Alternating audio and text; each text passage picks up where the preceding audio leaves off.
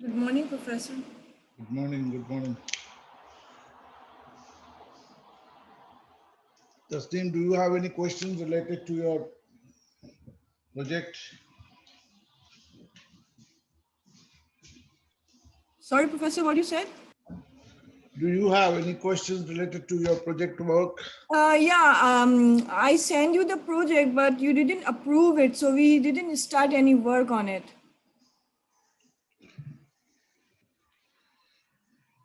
You sent through email? Yeah, I sent you the email with the project. When did you send it?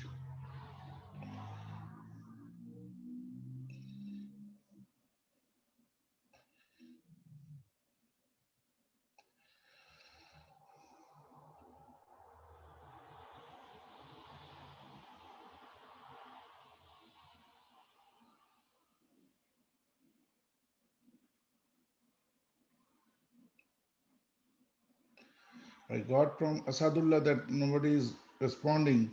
That I immediately replied.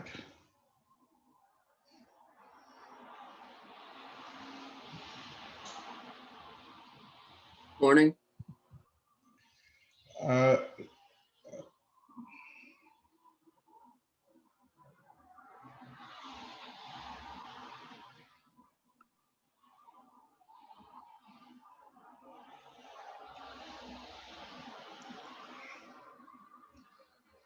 has been. Can you send me this email once again? Somehow I'm not getting your email. But you get the project. Which Did one? you did you get the project? Because I sent you the email with the project. Can you send it to That me? is on 21st October. Yeah, I'm looking at it, but I got Asadullah's email and project group, and I replied to him also. But 21st,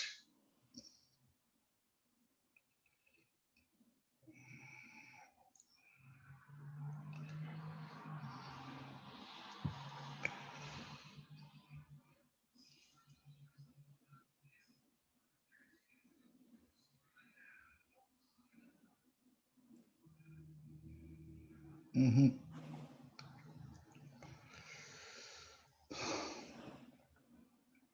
I didn't get yours. I don't Okay, know. fine. I'm sending you right away because Yeah, we please. did already. I'm Okay, still send it to me. waiting. I will reply to you just now. I will tell you just now. I'll see to it. Yeah, let me send you again.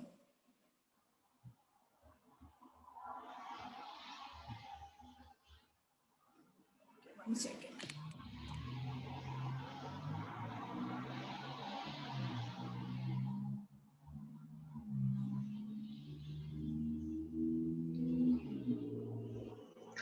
Jabon is in which group? Your group or which group, Jabon?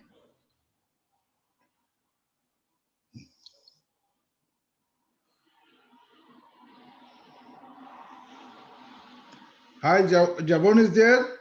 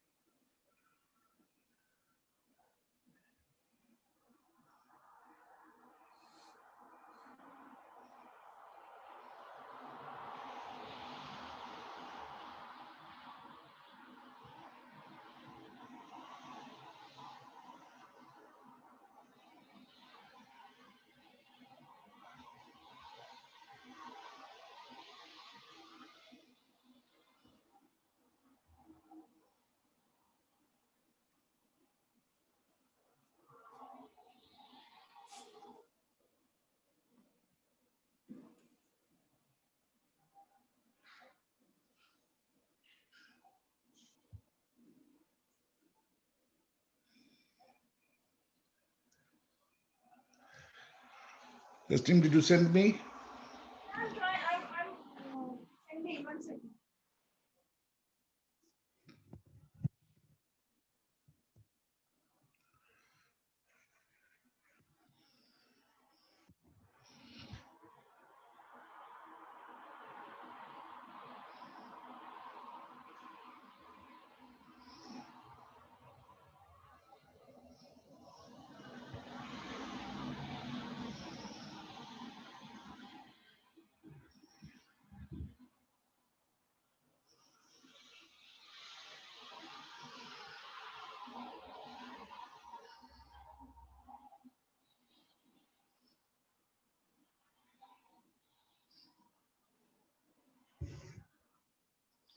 Testing, did you send it to me? Yeah, Professor, I sent it to you.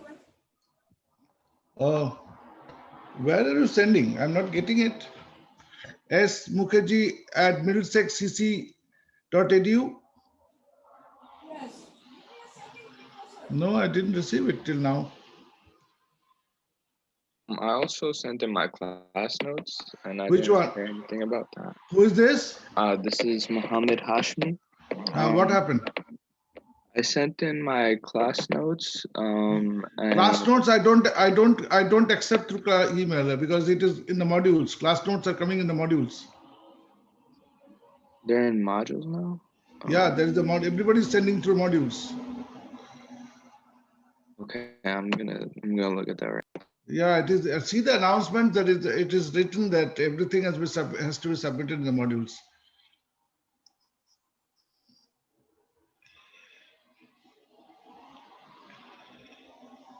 Understood, Professor.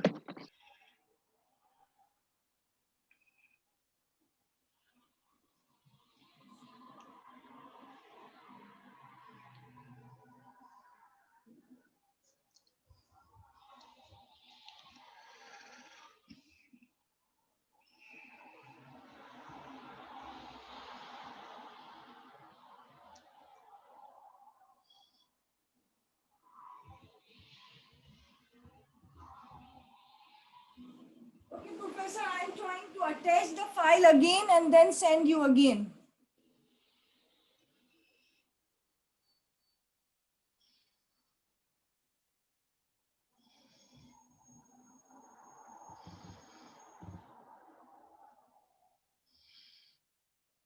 Tasneem, I've sent you a hello message. You can see that and send it to me. And meanwhile, let's see. And let me see the email and I'll reply to you. I will start. Hello.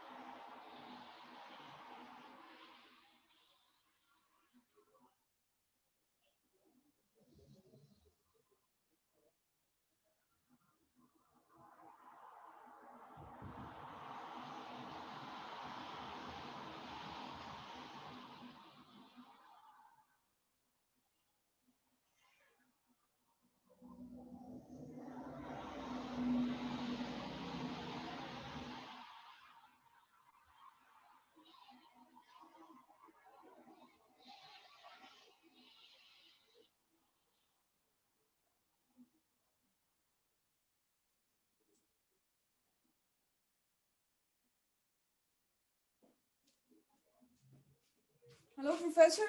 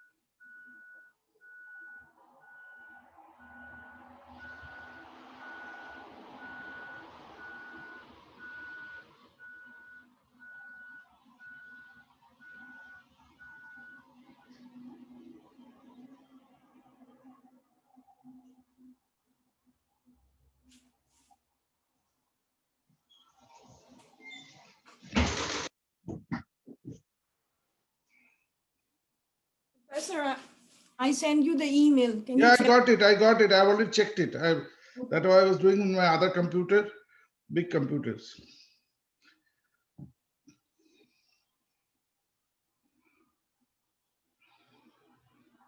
Yeah, the table of contents, I'm replying to you. Both of them are okay. You can proceed with that.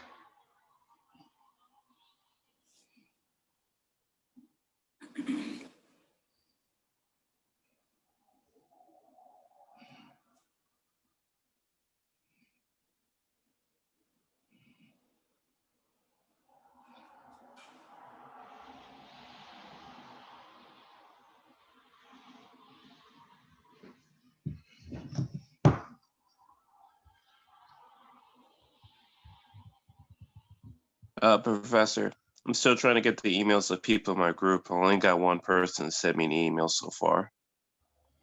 Mhm. Basically, I'm trying to tell you is this: whatever the email you send it to me, you just send it to the team leader of the other group so that they can get some kind of conceptions what to do and what not to do.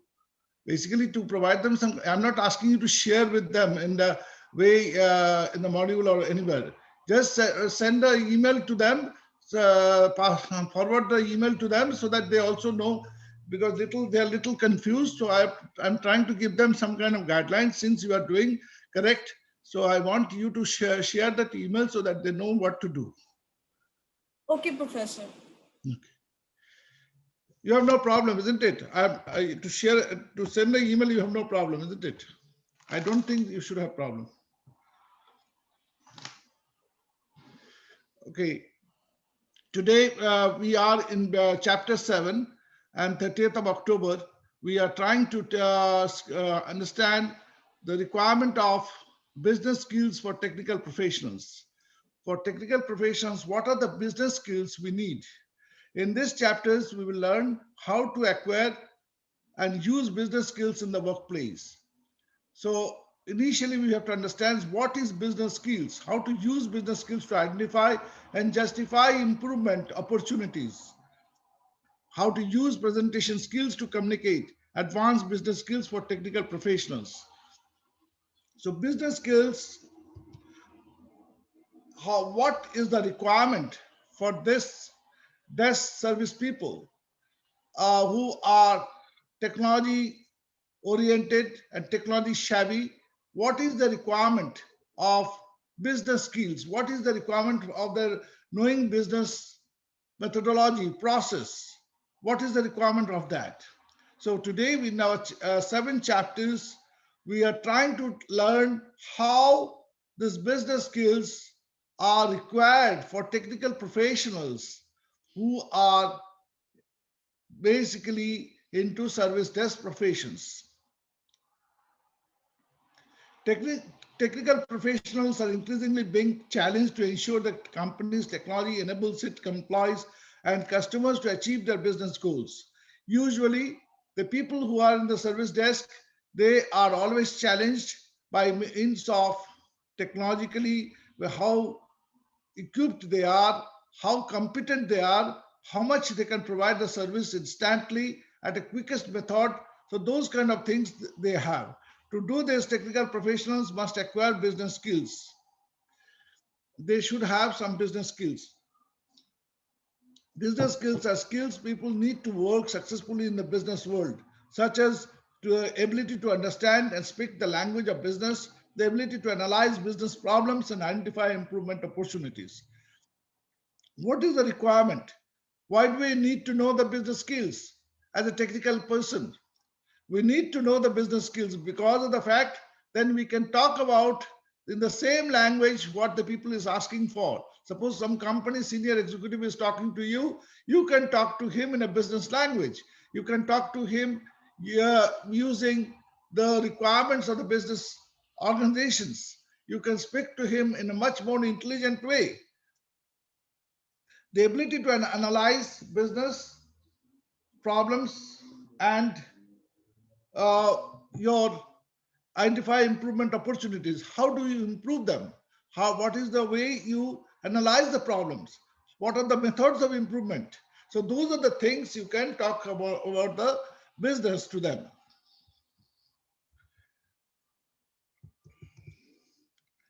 acquiring and using business skills in the workplace.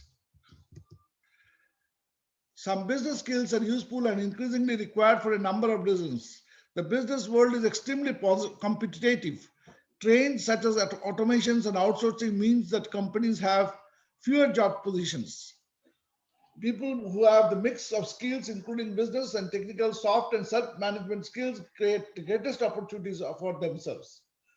Yes, it's very true that the business skills are required for any positions nowadays.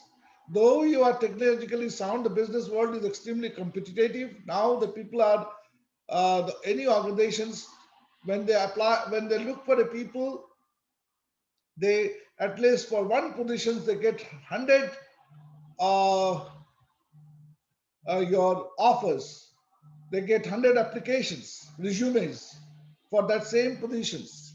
Trends such as automation and outsourcing means that companies have fewer job positions. Nowadays, majority of the companies are making their whole process, manual process, converting into the computerizations, which is called automations.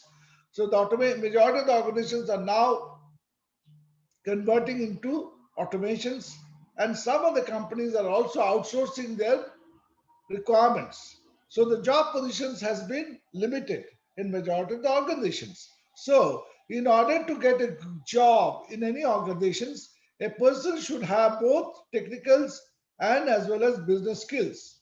When you have a business skills, is an value additions for you in terms of making yourself something different than others. Like if you are engineer, along with, suppose if you are completing undergrad in computer science and you are also doing MBA or BBA, then you have your business skills along with the technical skills. So in that case, your job market is much wider than any of your friends. If there is a person who has done only technology, and if you have done both technology and business qualifications, then your job to get a job in the job market is much wider, much bigger than others. Your opportunity is much greater. Some business skills are particularly relevant to technical professionals. These skills are useful regardless of the professions you enter. In majority of the cases, what happens is you have a technical skills, but if you have some business skills means what are the business skills you think of?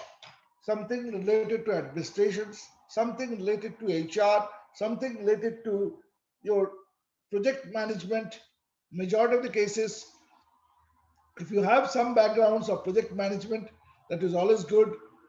Then some kind of legal issues, those are the things you don't need to know much, but you should know some of the business skills by which you can have some kind of age in the organizations. You are not only a technological person, but you are also having some exposure to the business skills. These skills are useful regardless of the profession you enter. You can acquire some business skills by simply observing and inquiring about the activities that occur where you work. Yes, you can have three ways. One, by means of technology qualifications as well as business qualifications. You can become an undergrad in computer science and or computer engineering, and you can also become an undergrad in BBA, something like business administrations. You can also have an experience. You are working for 7 years in an organizations. By dint of working in an organizations, though you are a project engineer or project analyst or project network engineer or service desk professionals or whatever it is, if you are working there and you can observe how the whole business is working and you can have an experience, that is one. So these are the two aspects by which you can gain some experiences. Third one is by observing. You enter into organizations and you can interact and learn yourself by observing how the organization is running, how the project is happening, how the people are getting the complaints from the customers, how it is addressed, how the legal issues are addressed, how the technological issues are addressed, how the financial issues are addressed. So those individual departmental skills, if you can acquire, then that is also the way you can acquire your business skills in the workplace. Acquiring and using business skills in the workplace, when you have your business skills, you usually use those business skills for customer service, process management, listening and communications, writing, problem solving, financial management, making presentations, project management, conflict management, time management, human resources management. These are the things which you can do by means of, like, as I said just now, that if it is a financial problem, then you can relate to the financial people, you can interact with them intelligently and say, hey, this is the problem, this is the reconciliation problem, or this is the overbilling problem. So you can relate to them in an intelligent manner.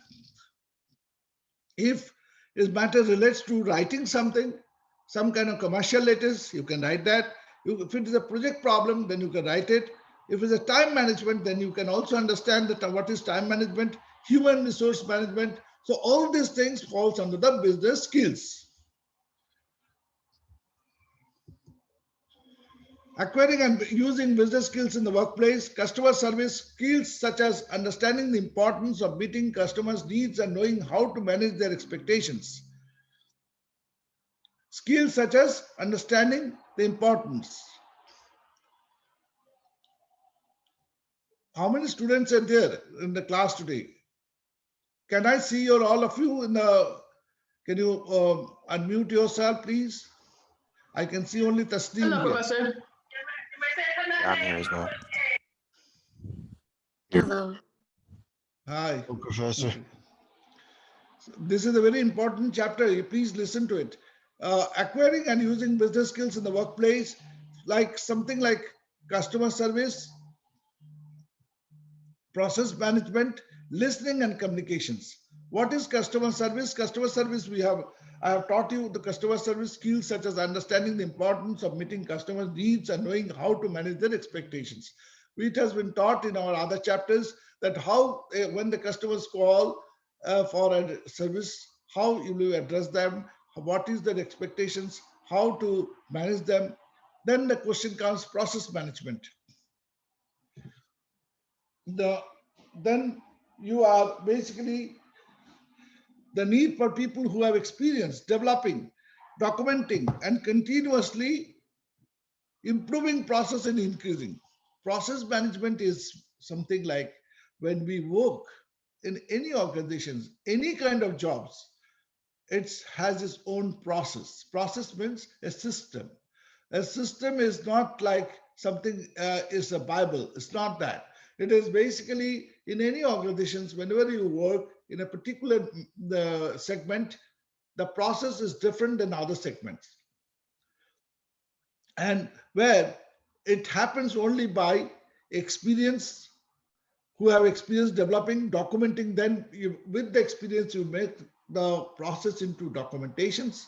And once you have a process, once you know that what is the next step, process is what? Is a sequence of work from P1 to Pn.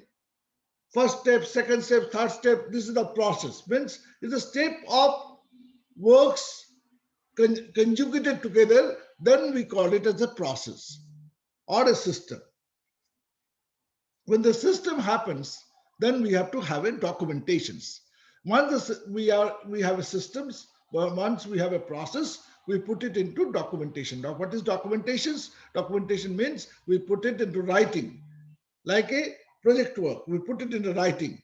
And what next? Once the documentation is done, then we keep on updating the documentations. Means we keep on value additions to the whole process. Once you understand the process, then you think, no, I think this process should be do like this. This should be like this. This step should be changed. something there should be changed. So you keep on, once the system develops, like if you, all of you know that we have Microsoft Windows system. Microsoft Windows way back in, I think, 86 or 84, they came up with the Windows version 1. Now today is, I think, 11 or 12, whatever it is. See, each version is different. They keep on updating it. They keep on improving it. They keep on one after other. Every time they have improved it. So the process is something which is in system, and that system gets into documented. Once it is documented, then the people start working on it, and once it starts working, then people keeps on updating it, adding value to it, improving it. So that's the whole process management. Now, listening and communication, two of the most basic skills needed in today's fast-paced business world. You have to listen. In this world, majority of the cases, the BVL science people has seen that majority of the cases people can loves to speak, communicate rather than listening. But frankly speaking, in this commercial world, in this business world, in this technological world today, you have to keep on listening more than what you speak. Listen more, understand. Listening is not the only part. What do you do? When you listen something, then you put it in your brain, and you have a right brain or left brain. That brain helps you to understand what is exactly you're listening. Then you basically come up with some kind of inference. Okay, fine. Now I have to remark something.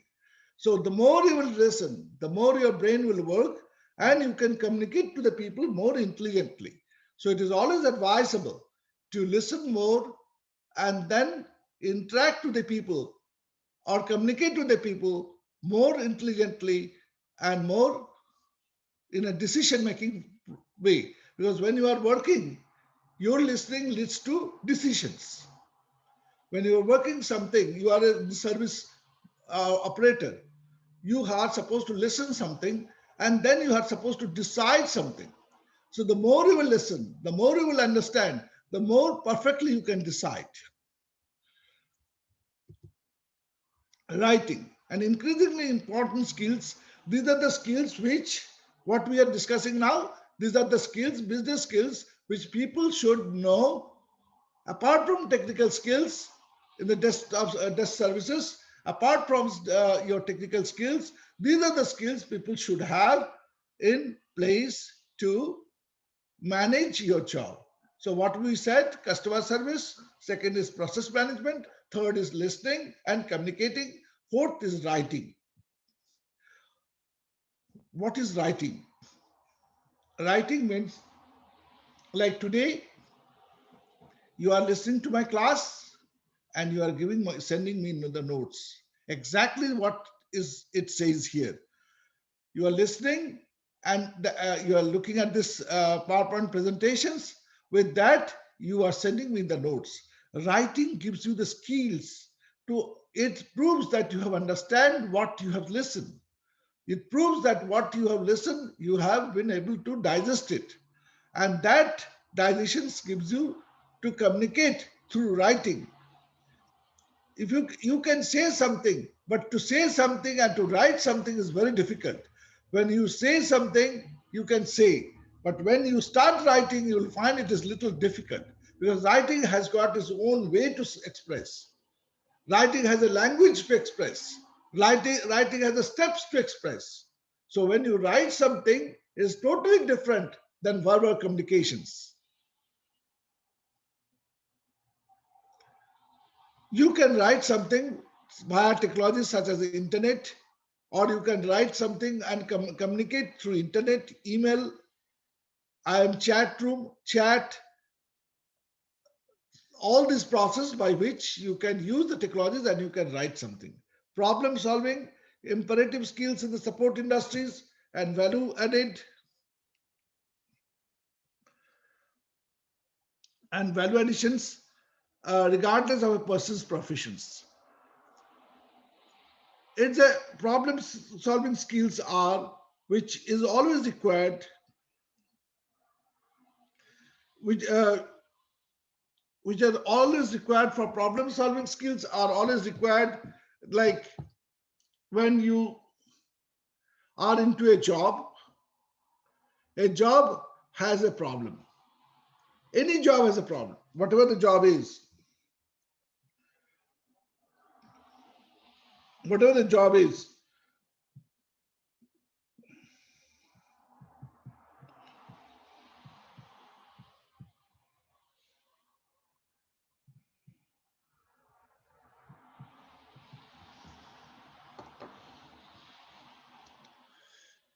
So problem solving skills are when we have to, and we are going through certain problems, whether it's a technical problem, whether it's a business problem, the imperative skills in the support industry valued regardless of a person's professions. Whenever you are in a professions, and that too, you are dealing with the customers, the best thing, what the challenges, what you have to face is problem solving. Whether it's a service problem, whether it's a financial problem, technical problem, marketing problem, any kind of problem, HR problem, you have to face the problem, and that you have to resolve, that you have to solve. That's your job. In support, in service industry, in support service industry, this is your job. Any kind of, the technical guys has to fix the problem. The financial guys has to fix the financial problem. Marketing guys has to fix the marketing problem. So any kind of industry, service industry, the support industry, where you are facing the client, you have to, your objective is to satisfy the customer. To satisfy the customer means what? You have to resolve the problems. You have to solve the problems of the customers. Financial management. The needs for the skills increase as technical professionals advance to team leader or supervisory positions. In fact, frankly speaking, I'm a technical person. All and out. I did my PhDs and Doctor of Science, everything in technicals. But when I became the managers and the vice presidents and the CTOs and all, hardly I have to deal with the technical. Majority of the job was mine to manage. Majority of the job was to basically to find out the right skill, to find out how I can satisfy my customers, how I can bring up with better products, process management, production management, manufacturing management, all the management related to management, project management, client management, machine management, automation management, performance management, quality management, security management, all are related to management. So technical skills, professionals also, at a certain point in your life, I wish you guys also see this thing. You will understand today I'm teaching you after 10 years. If some of you come to this hierarchical ladder and become a supervisor or project manager or something like this, then you will realize what I said today or what I am teaching you today, you'll realize this. Any positions leads to business skills. Ultimately, whatever you are doing something with team where you need team management, skills management, resource management, your product management, inventory management, supply chain management. Everything leads to management. Manage means you have to have a business skills by which you can manage them. You understand the process, understand the requirements, and then you have to manage them. Any business leaders, their job is to manage. Then making presentations.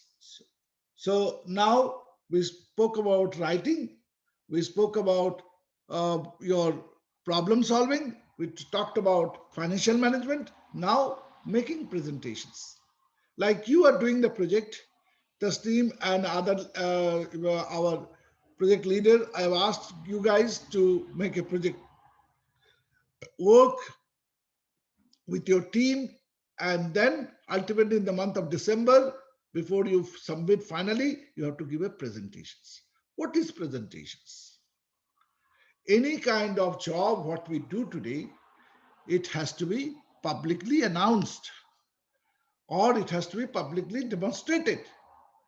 And in order to demonstrate something, you have to use a PowerPoint presentations, which gives you the whole job into a 10 slides, 20 slides, and express what you have done or what you are trying to do or what is your problem, how or what is your success reason. Whatever you want to express, you have to have your presentations.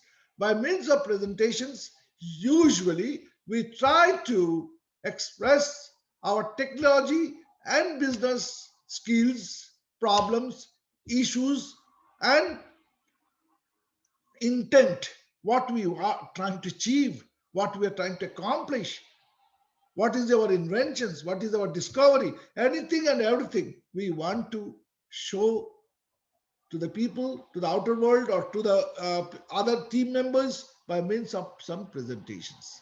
This gives a clear idea and brings in the same page. Like if you send me, if you show me the presentations, then I will understand, yes, my team has understood what is the nature of job in this desktop services or support services.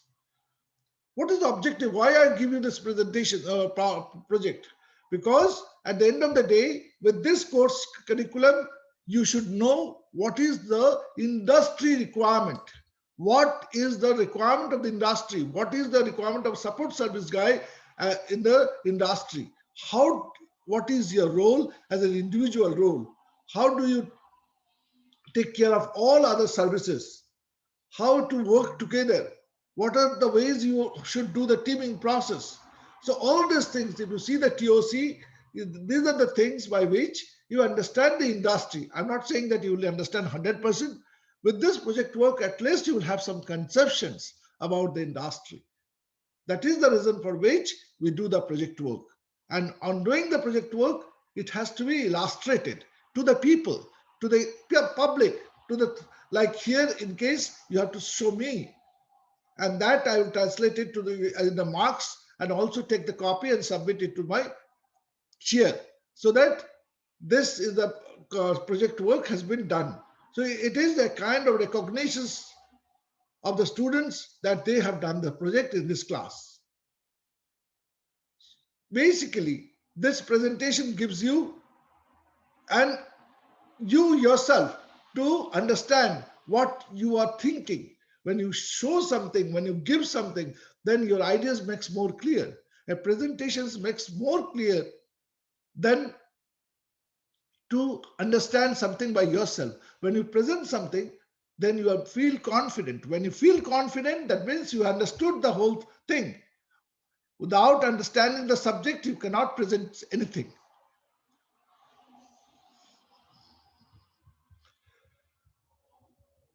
Then comes project management. You know what? This word, all through your life, you will learn this project management. In fact, nowadays, people says humorously that to become a family man is also is a project management. Family project. To rear up a child is also a child project. So it's basically everything and anything related to our life has been converted into a project nowadays. Whatever you do is a project. The project, sometimes the project has some kind of like you develop some cups. This cups, ultimately this 100 cups, this is the project, the cup manufacturing project.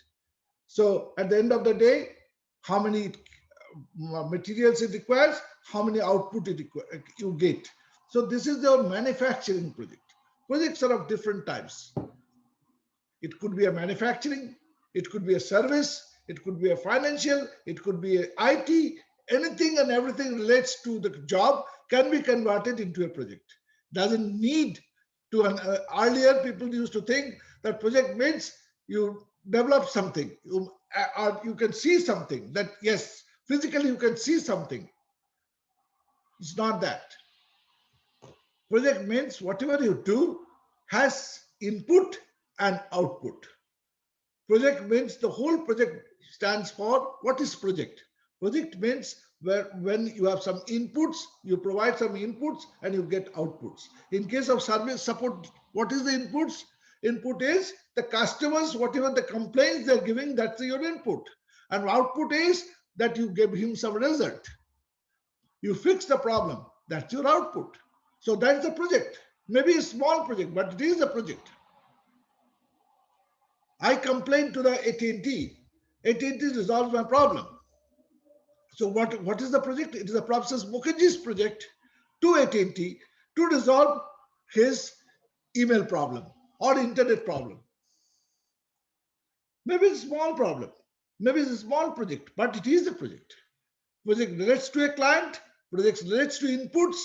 Inputs means here input means having certain problems. Output means I got the results. So any project, my dear students, any project in your life has some inputs and outputs. And when you have an inputs and outputs, ultimately what is it? Results. Result is good or bad. Like in your study also, your input is what? You're studying, you're going to college, you're putting your best efforts. That's your input. What is your output? The result, mark sheets, your mark, your grades are your outputs. You can convert the whole world, whatever you do in your day-to-day work, everything has got inputs and outputs. You go to the market to buy something. What is the input? Your dollar. What is the output? You get the products. Anything and everything in the world we can convert into a project.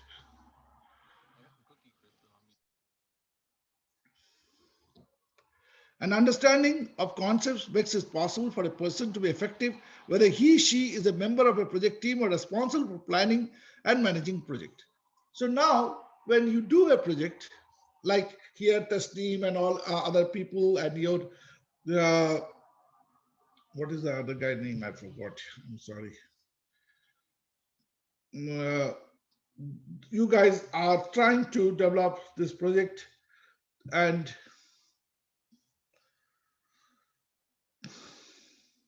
I forgot his name. I'm sorry. What is this? My other guy's name? Asadullah. Asadullah and Tasneem, both of them are trying to develop this project. Okay.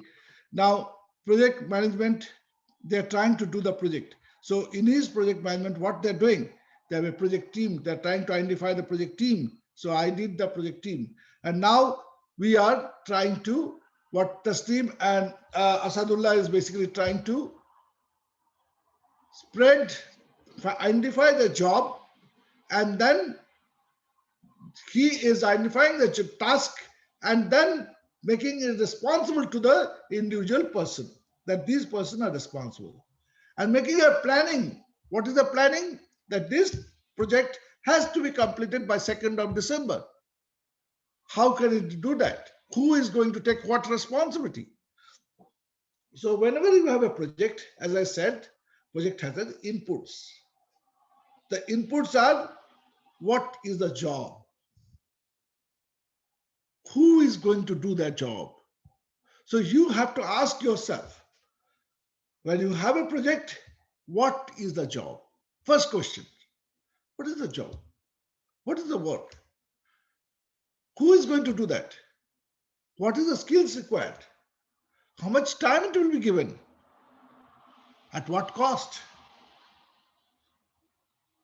These are the 4 or 5 basic questions will help you to lead to the project. Once you understand the answers, then you can start the project.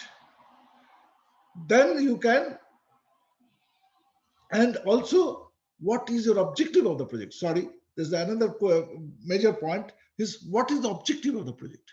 What do you want to accomplish? Here you want to accomplish, like this support service project, you want to accomplish, that down the road, you want to camouflage some practical requirement or case studies of an organizations of support group and put it in a project so that at the end of the day, you understand that these are the tasks usually are done by the support service group, and these are the ways they accomplish the task, and these are the problems they face, these are the issues they face, and they resolve in this way. It takes this amount of time. This is the cost aspect. So the whole aspect of the project itself comes in front of you. That's the project management. What type of team you require, how to address the project. These are the things which you basically need to understand in the project management. I tried to express the project management. These are the points, very vulnerable points you should understand. That's the reason for which I took long time to express to you the project management, making presentations, and writing, problem solving, financial management. You guys, some of you doesn't have any knowledge about management. So I'm trying to express and give you a clear idea. I don't know whether in other subjects you have been taught, but I'm trying to teach you that what is the management means to you. Management means to manage any project in terms of the inputs or requirements, in terms of its accomplishments, what you are trying to develop. That is, what is the objective of the project, what is the mission of the project, what is the ultimate requirements of the projects. That's your major goals. What kind of team you need, what kind of skills you need, what quality you need, what is the durations you need. That is called time management.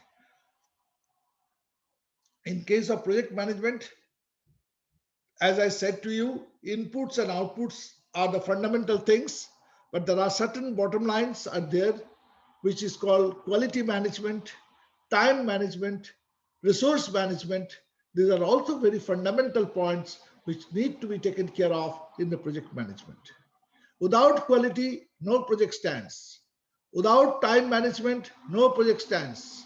Without resource management, no project stands. Whether any kind of project it is.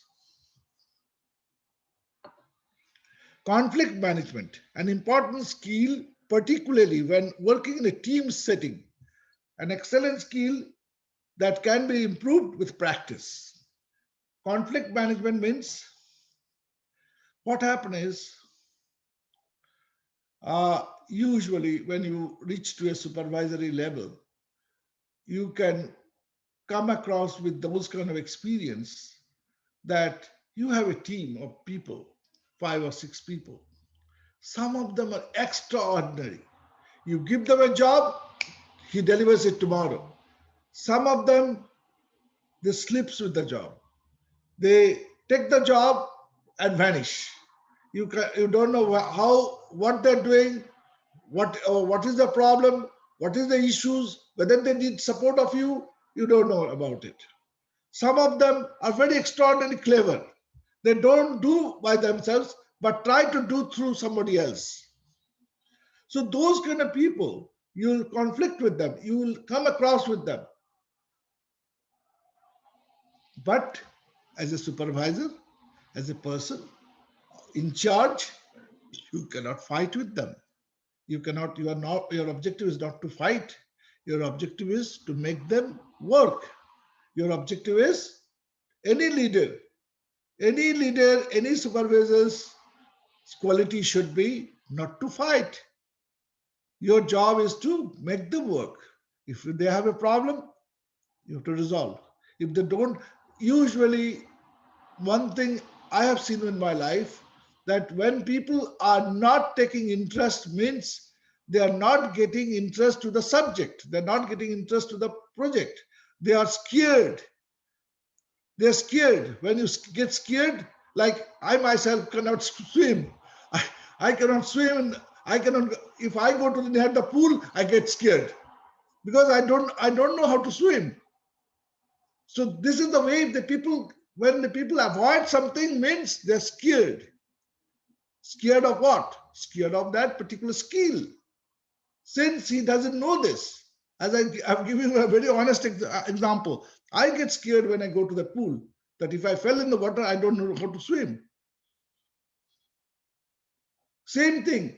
If you are scared of, or if you are avoiding some job, means you are scared of the job. That means you don't know the job. So the supervisor's job should be to make you understand, to bring you close to the job. Work together. Don't allow him to fall back. Push him. Give him some encouraging words. Talk to him nicely. 1:1. And then he will come up. I have seen in my life the persons who is getting 0 or 10 or 15 out of 100 in mathematics or physics. That same guy got 100 out of 100. Believe me, in my teaching professions, I have seen that. The same guy got physics and mathematics out of 100 out of 100, who used to get 10, 15, 20 in years together. So it's not that only the people's intelligence, the people, how they have been supervised, how they have been taught, how they have been taken from this level to that level.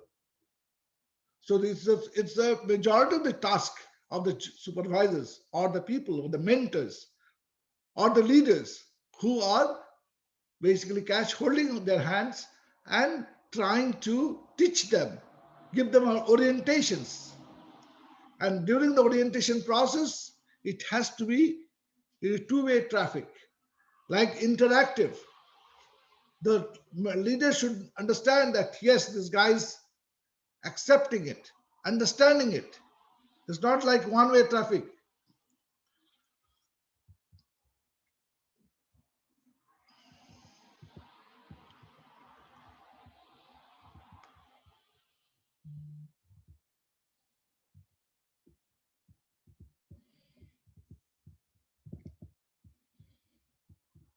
What happened?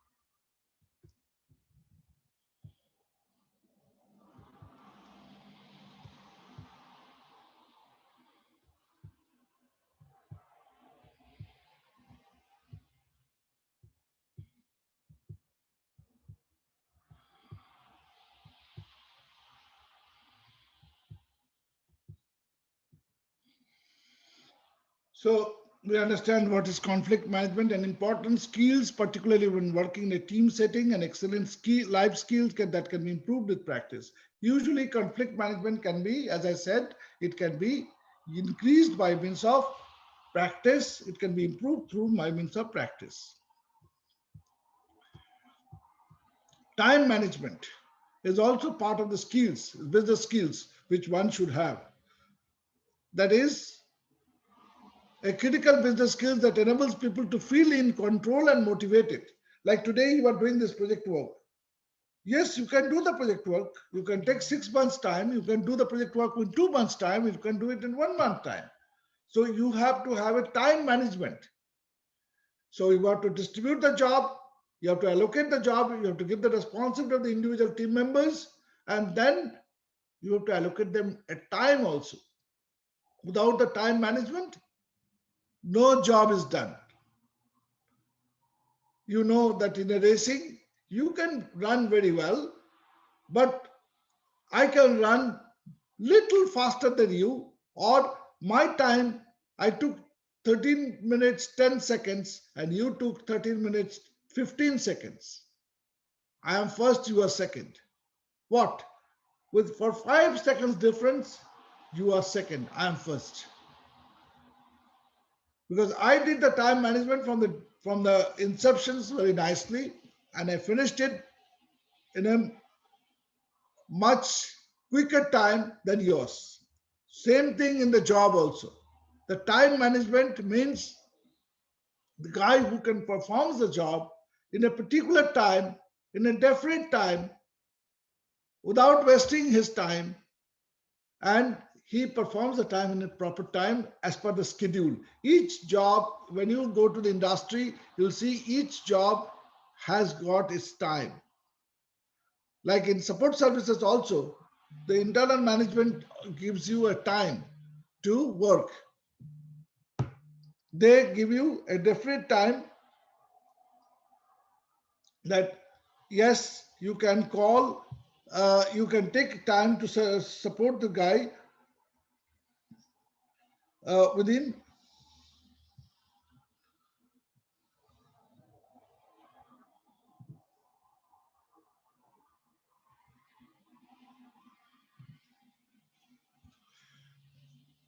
So basically, I will complete the job in a definite time, in a proper time. That's called time management. And excellent life skills that can be improved with practice. Yes, again, time management is also, you can improve it by means of practice. The more you work, the more you get perfections in terms of quality of your job, as well as you know how quick you can resolve it. Human resource management. What is it? In some team settings, team members provide feedback about the teammates' performance and may be involved in interviewing prospective employees. These skills become more important and are typically required as technical professionals advance to team leaders or supervisory positions. Human resource management, as I said to you, the team management, what we call the team management, is very much is required for performing any project. Any project you cannot do by yourself, solely you cannot do by yourself. You have to have the support of your team. You need to get quality products, quality people, teammates, and the performance may be involved in interviewing prospective employees. So when you try to select the people, right people, you have to interview them. You have to find out what kind of people are involving in this project or as a team member.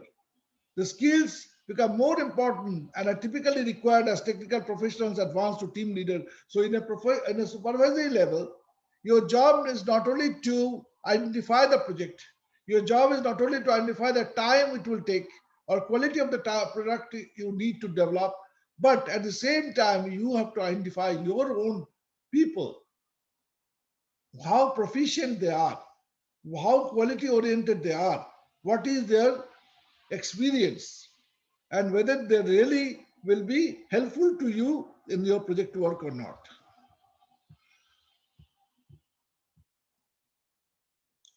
Business skills can be learned on a job through self-study or in a classroom. As I said, listening, communications, writing, customer service, problem solving, project management, conflict management, time management. So during your job, you can learn all these techniques.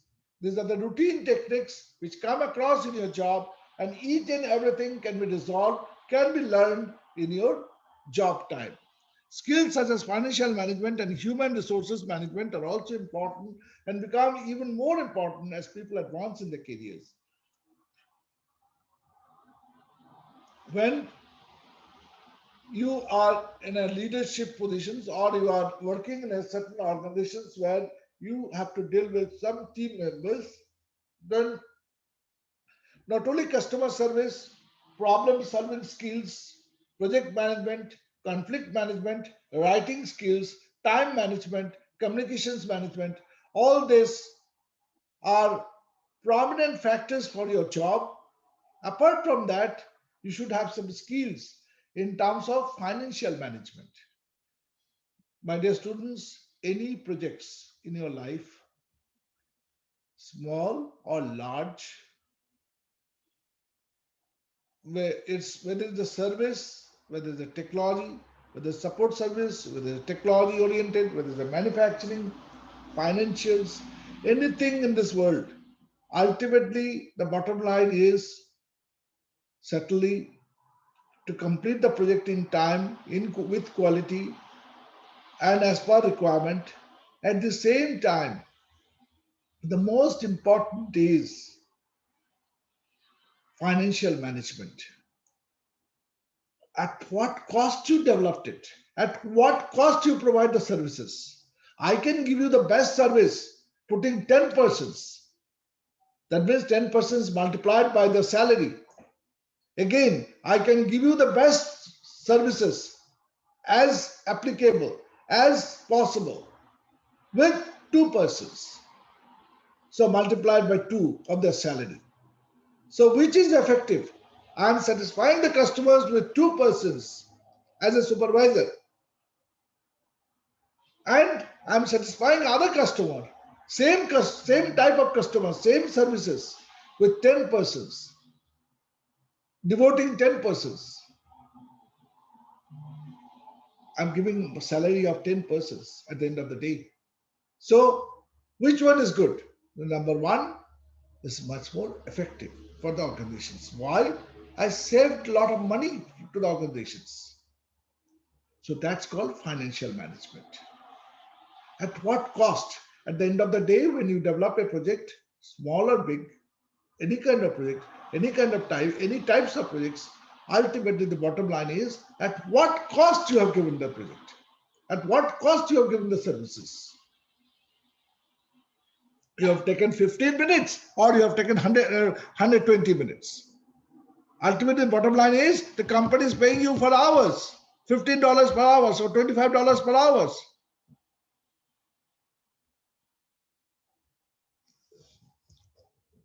And become even more important as advanced in this career, such as financial management and human resource management are also important.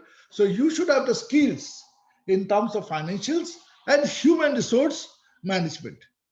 What to identify team members, who should be your best team members, what should be their experience required, what kind of skills is required, how to perform, how to work together. Those kind of team services you should know as skills in your career.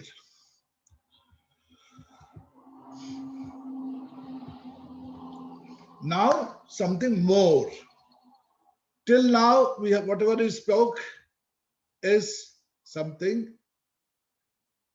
experience, requirements, resources, financial management, technical management, skill management, time management, effectivity management, quality management. So those are the things which we discussed.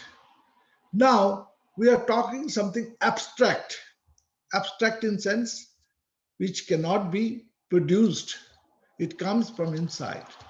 Ethics. Ethics, I cannot teach you ethics because you are born with certain ethics. Ethics is some kind of principle, strategy of individual, how to work. Ethics are not been taught. Rules and standards that govern the conduct of a person or a group of people. Usually ethics are you yourself has to build up. You have to develop the ethics. No, I'm in job, I'll strictly follow the rules, regulations of the organizations. I will not do any things. I can teach you, I can give you the rational way of teaching, but it has to be imbibed within yourself. Ethics, principles has to be imbibed within yourself. You can accept from me and put it within yourself. And that ethics, usually that ethics becomes a kind of conduct of an individual. Ultimately, you are known like, oh, Jeno means he will come in time. X means he will deliver perfectly. In our organizations, we used to tell if there's a project in very urgent project in need, then we used to find out who has a good performance, who has a good recommendations, good name in the industry. Oh, we need this as a defense job. Okay, fine. Let me find out this. So basically, that person's conduct, that person's experience, that person's results, accomplishments gives him a branding. He is known not by his name, he is known by the job he performs. By the job he performs. Oh, he's a very good support service guy. Okay, bring him. He's a very critical job, bring him. He will do it. Means he is not known by his name. He is known by the job he performs. And conduct, ethics. Usually you are a very good person in terms of working, but you don't have ethics. You don't come in proper time. You don't behave nicely with the people. You have an attitude problem. You have something you are rude.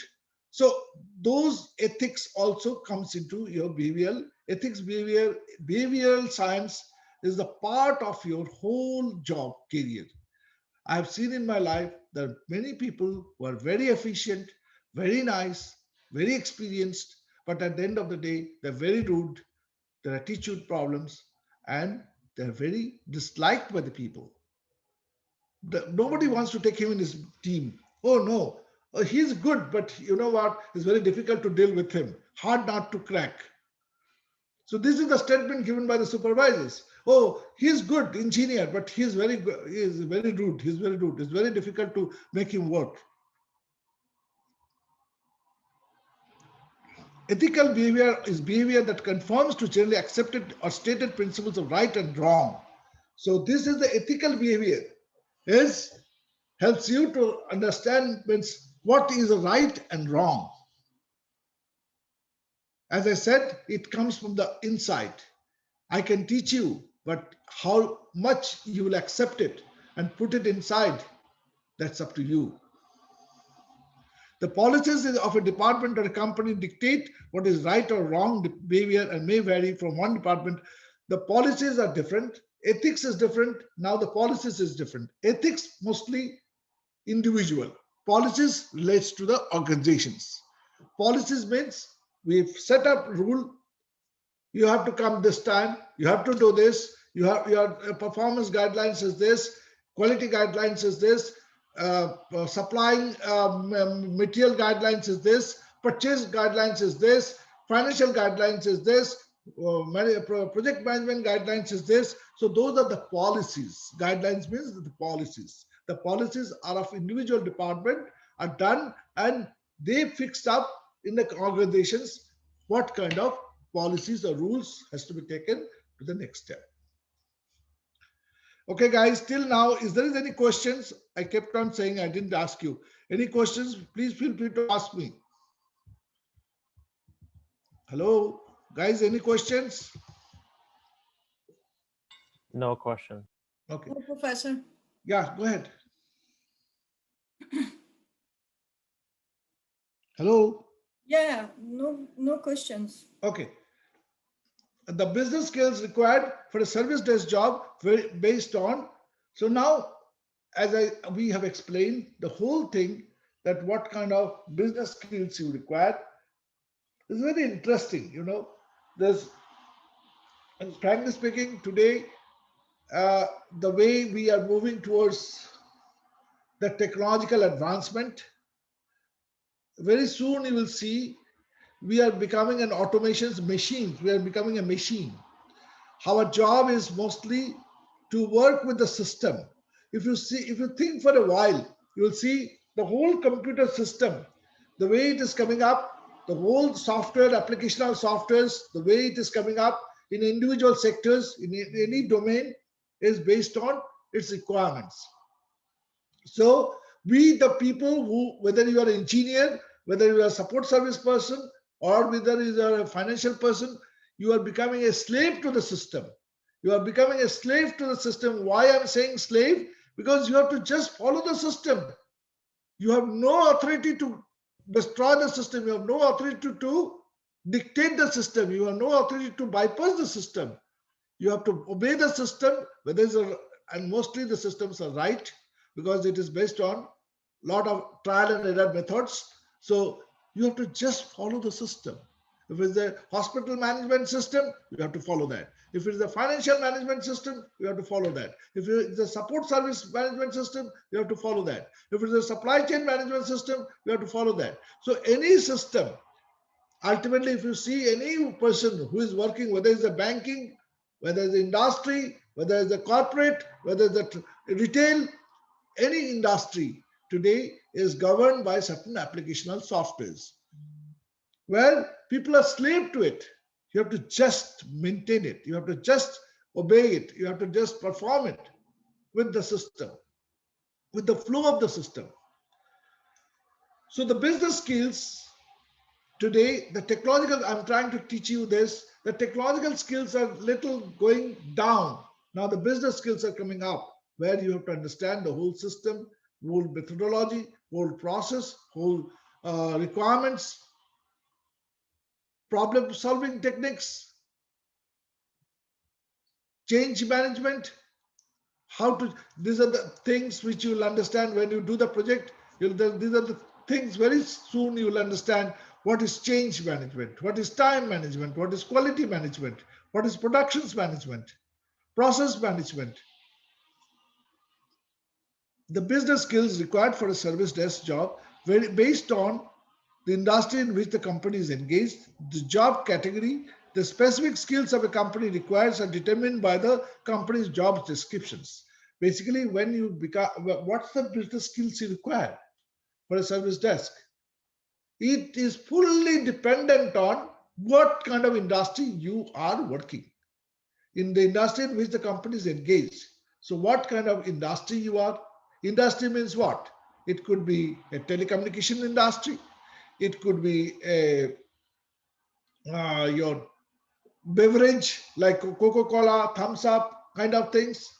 You can work in any textile industry. You can work in steel industry. You can work in cement industry. So what kind of industry it is, the performance of the job is fully, the business skills are fully dependent on that particular industry itself or domain. The job category, what kind of job you are. So the business skills are dependent on the industry, dependent on the jobs of the job category. Whether you are in supervisory, whether it's in a management, or you are in a clerical positions. The specific skills of a company requires are determined by the company's job descriptions. So when you are in job category, your job description is different than a supervisor. So your job description, based on your job descriptions, your business skills are required.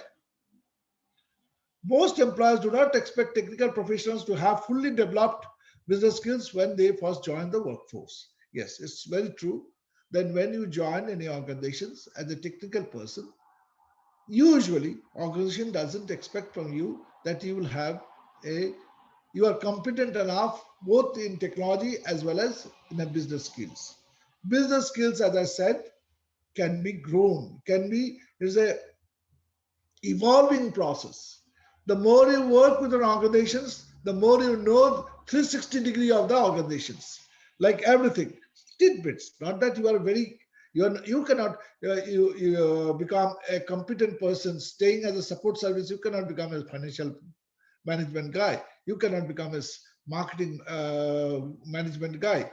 But you'll know the periphery, you know the tidbits of the individual department. Business skills doesn't require the whole things to be learned. You require as much as you need to correlate, as much as the experience or the knowledge requires to correlate with other departments. That's the business skills you need, and that is acquired by means of working in organizations. Some basic knowledge, such as service industry knowledge and willingness to learn and viewed as a positive. As I said, the basic knowledge. And then you should have what? Anything, you guys are mature, today you are learning this subject. I'm sure all of you will come out with some positions in your near future. One thing you should remember, how you are learning. This is not the ultimate, but willingness. There are a lot of people who is a doctor but know how the IT performs. There are a lot of IT people knows a lot of things on the medical science. It's the willingness. Means to learn is the first thing to learn is not the competency, the willingness. Whether I want to learn it seriously or not. If I have a willingness, you can learn, irrespective of subject, irrespective of its difficulties.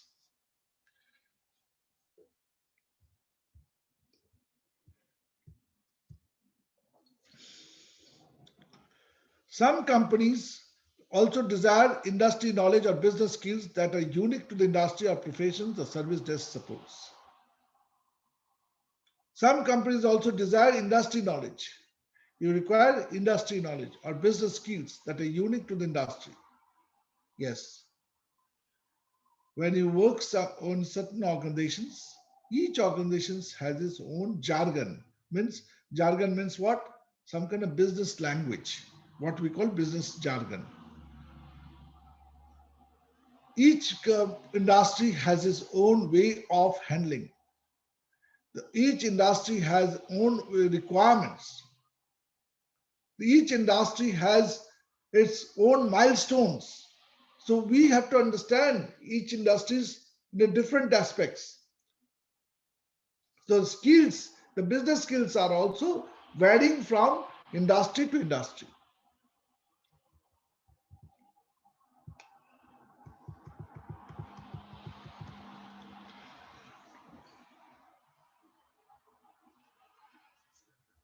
As I think I told you just few minutes before, while I was in slide 3 and 4, that in order to achieve a managerial positions nowadays, your technical professionals, you could be a technical manager or technical development manager or project manager, or you can be a project engineer. Whatever your positions are, if you are a manager, you have to have some skills, business skills. If you really want to success in your life, you have to have either through your experience, whether through your learning process, through the departmental training process, or taking a course of MBA or BBA or some kind of courses, business skills courses. So the bottom line is any managers today, any kind of managers for any industry should have some kind of, apart from technical skills, they should have some business skills. And they are trying to hone, careers to hone and use business skills means they're trying to make them capable enough to address the business skills. They're trying to adapt with the business skills. They're learning in the job process. By means of learning process, they want to understand what is their requirement of the business skills. People applying for service desk management positions are also expected to have more advanced business skills and experience. So the guys who are applying for service desk management positions, they should also have advanced business skills and experience. Developing and demonstrating business skills in an effective way to differentiate yourself from the competitions and increase your opportunities, which I already told you that it is always good to differentiate yourself or to position yourself that I'm something different than others. It is always good to have skills along with technical skills, some kind of business skills or business experiences which will make you little different than others, which will discriminate you from others. If you're looking to advance your career, business skills are essentials.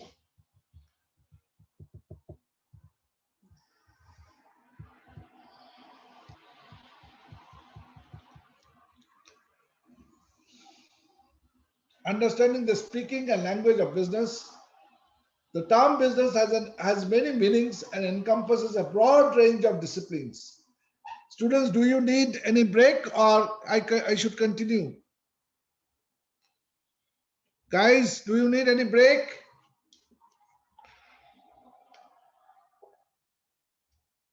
Hello? Yes, Do you need Professor. any break or I should continue? Let's get a break. You need break? Yes, Professor. How, 5 minutes or 10 minutes? 10 minutes. 10 minutes, okay. So now is 11. I will rejoin at 11:10, please. Okay. Okay. Okay, good.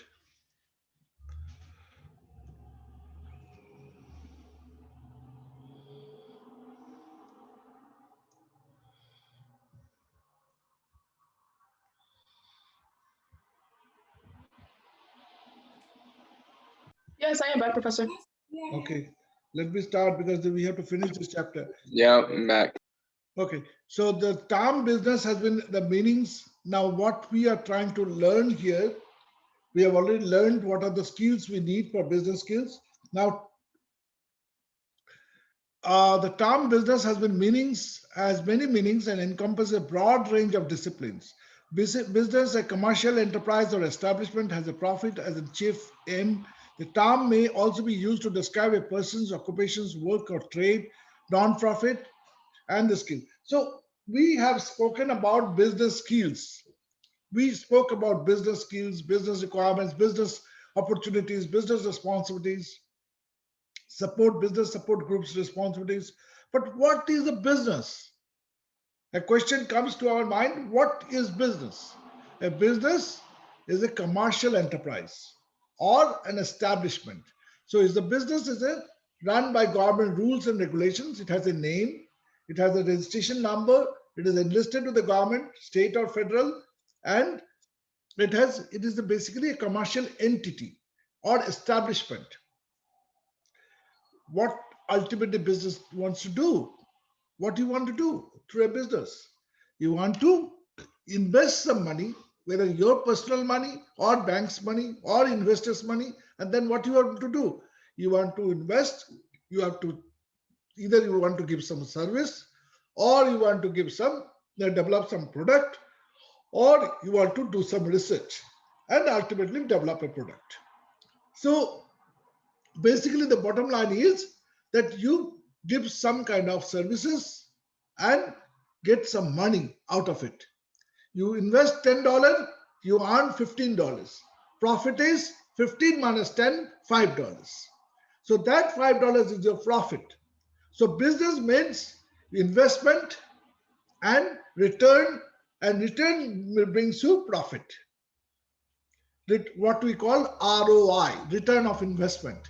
So basically you invest, you get return of investment, and then you get profit out of it.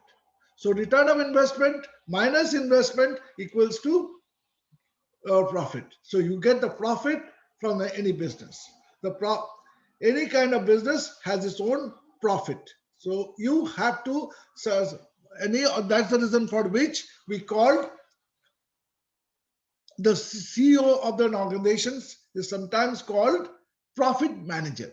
Means his job is to make a profit. The more you success as a CEO, the more you make profit. So your job is to make a profit of an organization. The term may be used to describe a person's occupations, work or trade. So when you are in business, different business has a different occupations, different business has a different work requirements, different business has a different trade names. And there are certain organizations which are non-profit, like a charitable organizations, educational organizations, humanitarian organizations. Those kind of organizations, they cannot make profit. They have to go by break even. Whatever you want, you have to spend that amount of money. Like you are taking donations from people, but that donation money has to be spent for some kind of a humanitarian ground, from educational ground or charitable ground. The business skills required to work for non-profit and for the profit companies are similar. Yes, whether you are working for a non-profit organizations, whether you are working for a for company like YMCA or Red Cross or Lions or Rotary or those kind of organizations who are basically philanthropic organizations who serves to the people, and the business skills required to those organizations are more or less similar to any profit-seeking organizations. Whether you work for your Amazon or eBay or any kind of organizations, business organizations are same. So the skills are same, business skills are same, whether you work for non-profit or profit. Learn about your company, we want to work, its missions, the industry, its competitors. So when you start learning the business part of the organizations, you have to learn what is the mission, what is the objective, what is the industry about, who are the competitors. Study the words that are used to describe your company, its mission and its goal. So you have to understand a big picture of an organization, like whether the organization is a strategic organizations or is a service organizations or technological organizations, what is the organization discriminates with others. So you have to learn the big pictures. Perspective will help you understand why certain technology or data are viewed as highly important and why certain projects are viewed as essential to the business. So you have to find out the mission critical part of the organizations, so that you know why this organization is, what is the specialty of this organizations, and what is its goal, what is its missions, and what is its objective. Business and IT alignment, a process aimed at ensuring this information technology supports corporate goals and objectives. So now question comes, at this point, at this situations, all of us has learned what is the technological, we have learned in our earlier chapters that what is the technological requirements for the support services. Now today in this chapter we have learned what are the business requirements of the support services or the supervisors of the support services requirements. Now alignment, how you will work taking hand to hands business and IT together. Alignment, how do you align them? Align them means you put them together, consolidate them. A business and IT alignment, a process aimed at ensuring the information technology support corporate goals and objective. How this information technology can be put in the support services corporate goals in order to achieve, accomplish this corporate goals, the vision, missions, objective. How can you make use of the technologies, information technologies, in order to achieve that, in order to accomplish your ultimate goals? Learning about business in general and your business more specially will help you as a technical professional determines ways technology can help your customers achieve their goals. Usually, learning about business in general, when you learn about business in general, your business more specifically will help you as a technical professional determine ways technology can help your customers achieve their goals.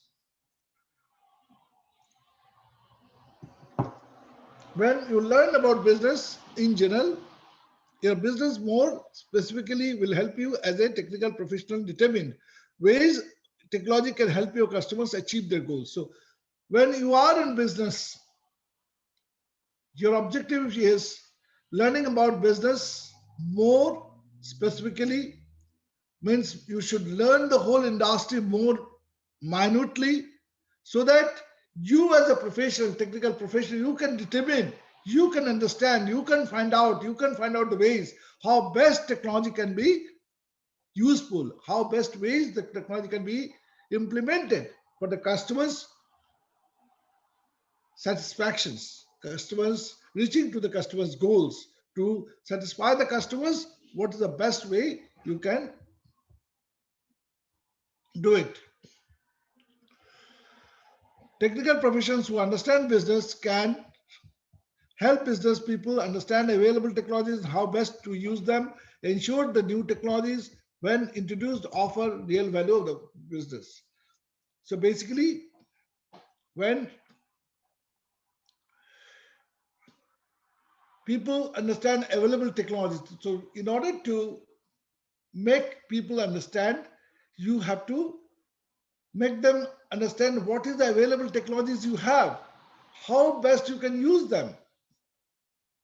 So if you understand that business part and if you understand the technology part, then you can yourself tell the technology to people, or you can talk to the customers in a more intelligent way that these are the ways I can help you. These are the things I can provide you within the norms of your organizations. Ensure that the new technologies were introduced offer real value to the business.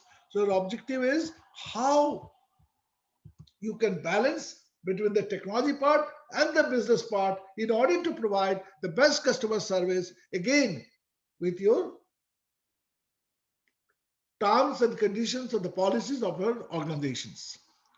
Using business skills to identify, justify improvement opportunities.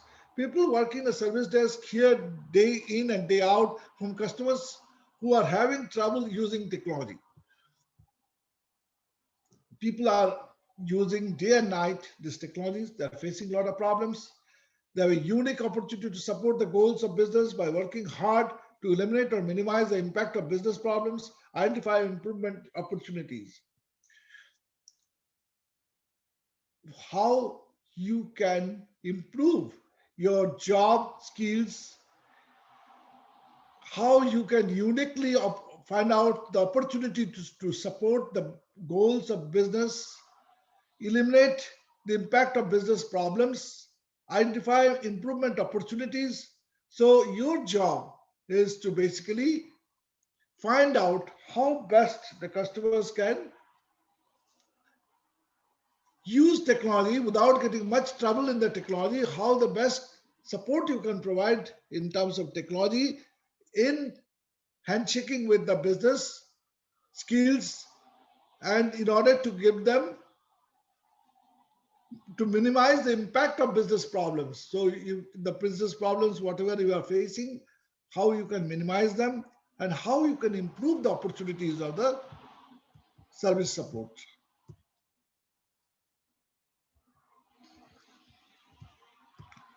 Using data to identify and qualify improvement opportunities. Now we are moving towards ultimate things.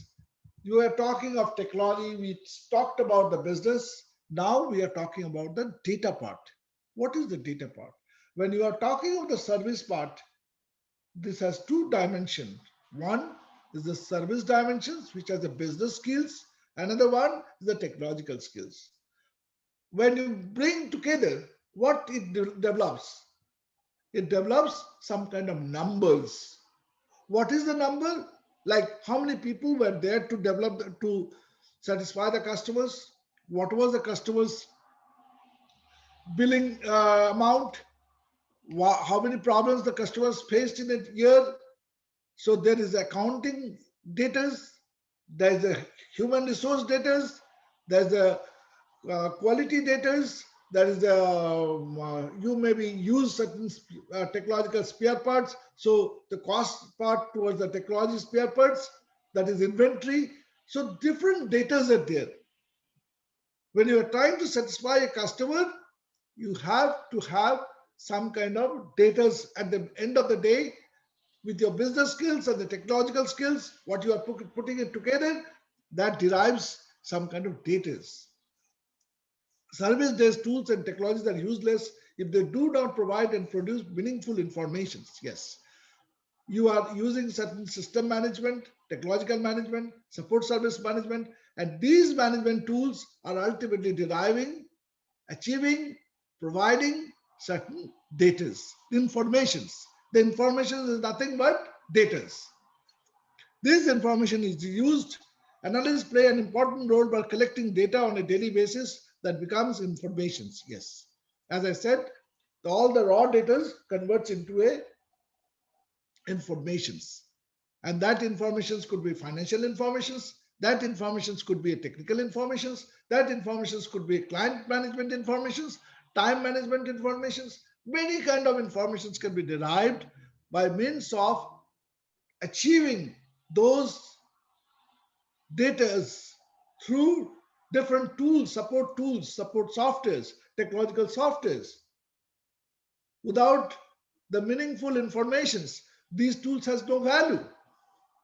So ultimately, the objective of these tools, the application tools, is to derive certain informations, and that information comes through certain data, accumulations of data.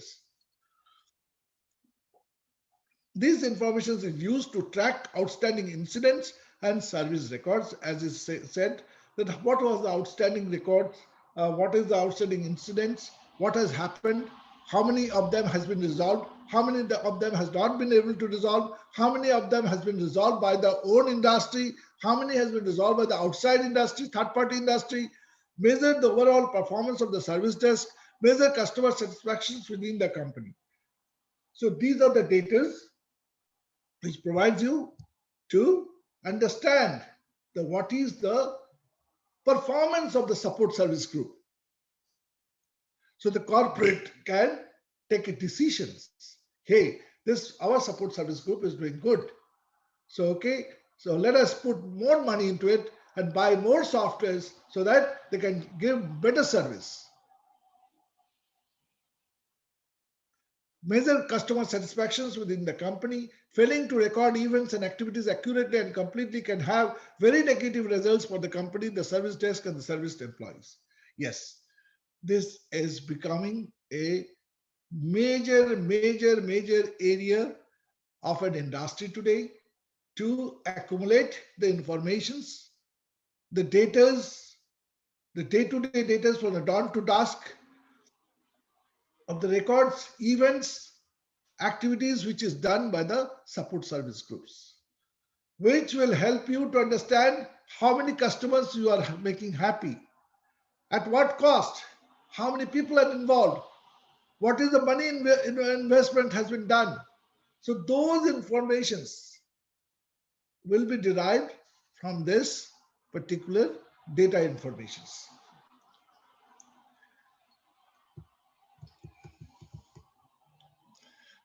Quantify improvement opportunities, priority 1, priority 2, priority 3. So these are the tables which we have derived. A guide to customer service skills for the service desk professionals, using data to identify and quantify improvement opportunities. Yes. Why, can any of you tell me why we need this data analyzing aspects, or why do we need the support services desk data? Why do we need that? Can any of you tell me?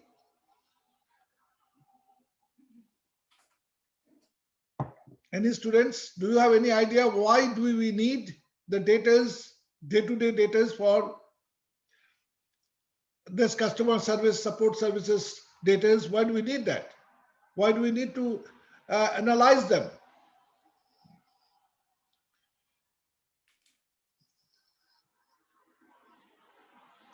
Can you try?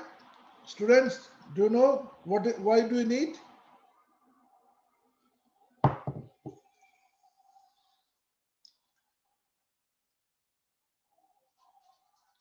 We need this data to identify whether the customers is happy or not. How many customers are happy? How many customers are not happy? Why he is not happy? How many customers complaint has been resolved? How many are yet to resolve? Those kind of informations, data, which are converted into informations, are stored into the systems, and basically we can identify them. Forward-thinking companies use data to spot trends and discover the root cause of incidents. Yes, this also helps you three things. Apart from getting the data of the individual customers, it also helps you to give the trend, like what we have a solutions. Suppose we have a technological solutions. They are using certain telecom softwares. So we can find out How many customers are facing problems with the billing? How many customers are facing problem with the provisioning softwares? So basically, what kind of services we are providing and what exactly the problems are facing by the customers, and that too repetitively. So we can find out the trend of our requirements of the customers as well as the failures, the problems, the incidents. So we call incident management. Forward thinking companies use data to spot trends. So the companies who are professionals, they try to find out what is exactly making the customers dissatisfied. What is the problem? So they go by the incidents and track down the incidents and find out the probability of the incidents failure. And then they make a case study out of it.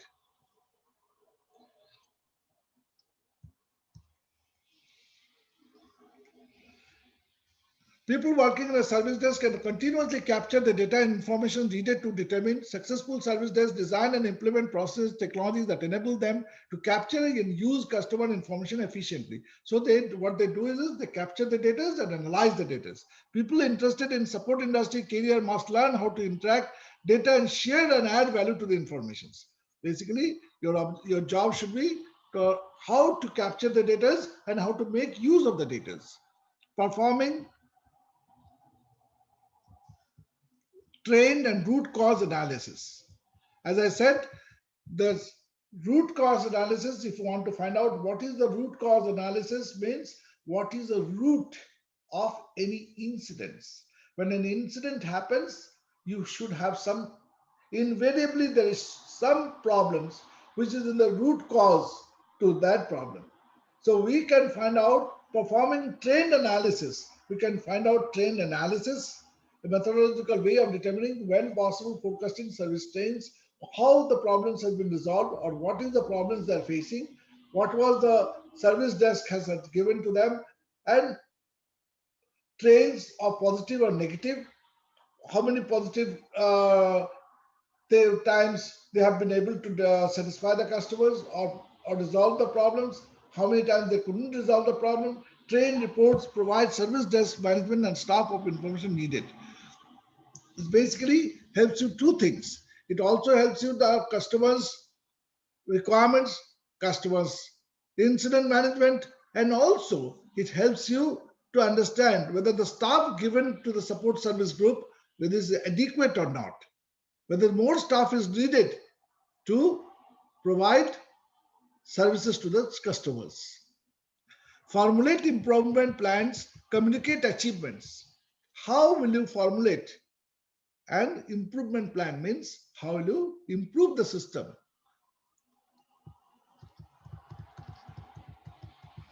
Root cause analysis. What is the root cause analysis? Means trend analysis involves looking at a set of data, viewing it from different angles in an effort to identify trend. Trend reports make it possible to determine the most common and frequently occurring incidents, identify anomalies, anomaly and deviations or departure from the average of the norm. Basically, you have to, with the data, with the capturing of the data and determining the data the most common frequent incidents, then you can find out the anomalies. Anomalies means what? Sometimes what happens is the data are so close that gives you some kind of anomalies, means it gives you some kind of confusions. So a deviations or departure from the average of the norm. So basically you have to find out what is exactly is happening and what the results are coming. So you, in order to do that, you have to make a series of data. You have to capture the series of data. From there, you have to find out the root analysis. The root analysis of any performing things is the ultimate of incident management. Performing root cause analysis, how much takes it times, requires the analyst to look beyond the obvious and seek an answers. Why this is happening repeatedly. Excuse me. Hello. Yes, Professor. No, anybody is asking something?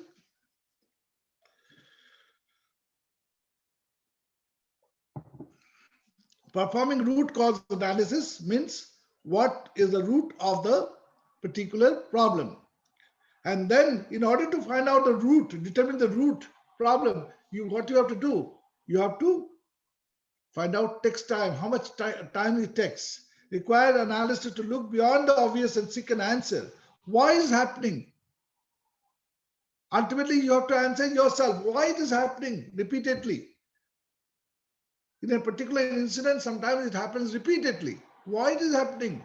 What is the reason for it?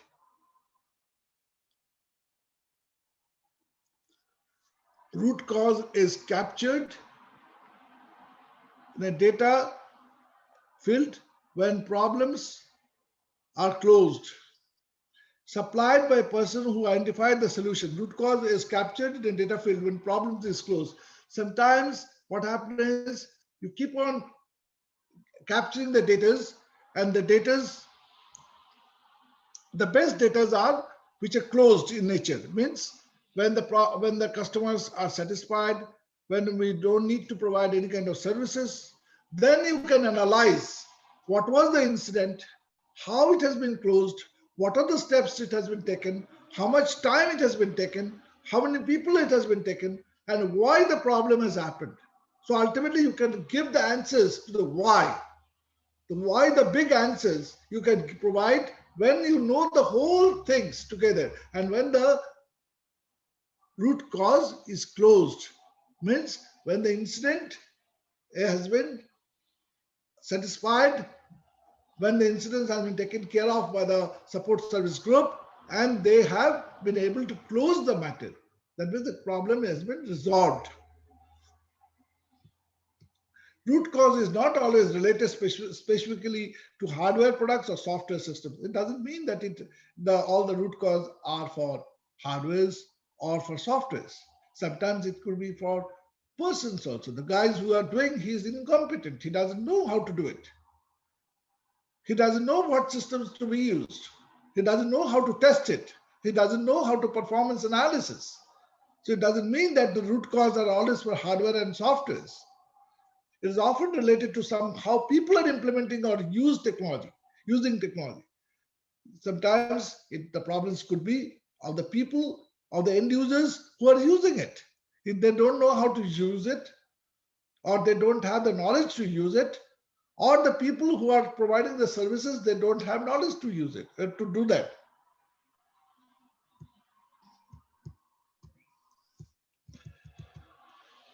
So root cause: hardware failure, installation failure, insufficient resource, configuration error, incompatible software, human error.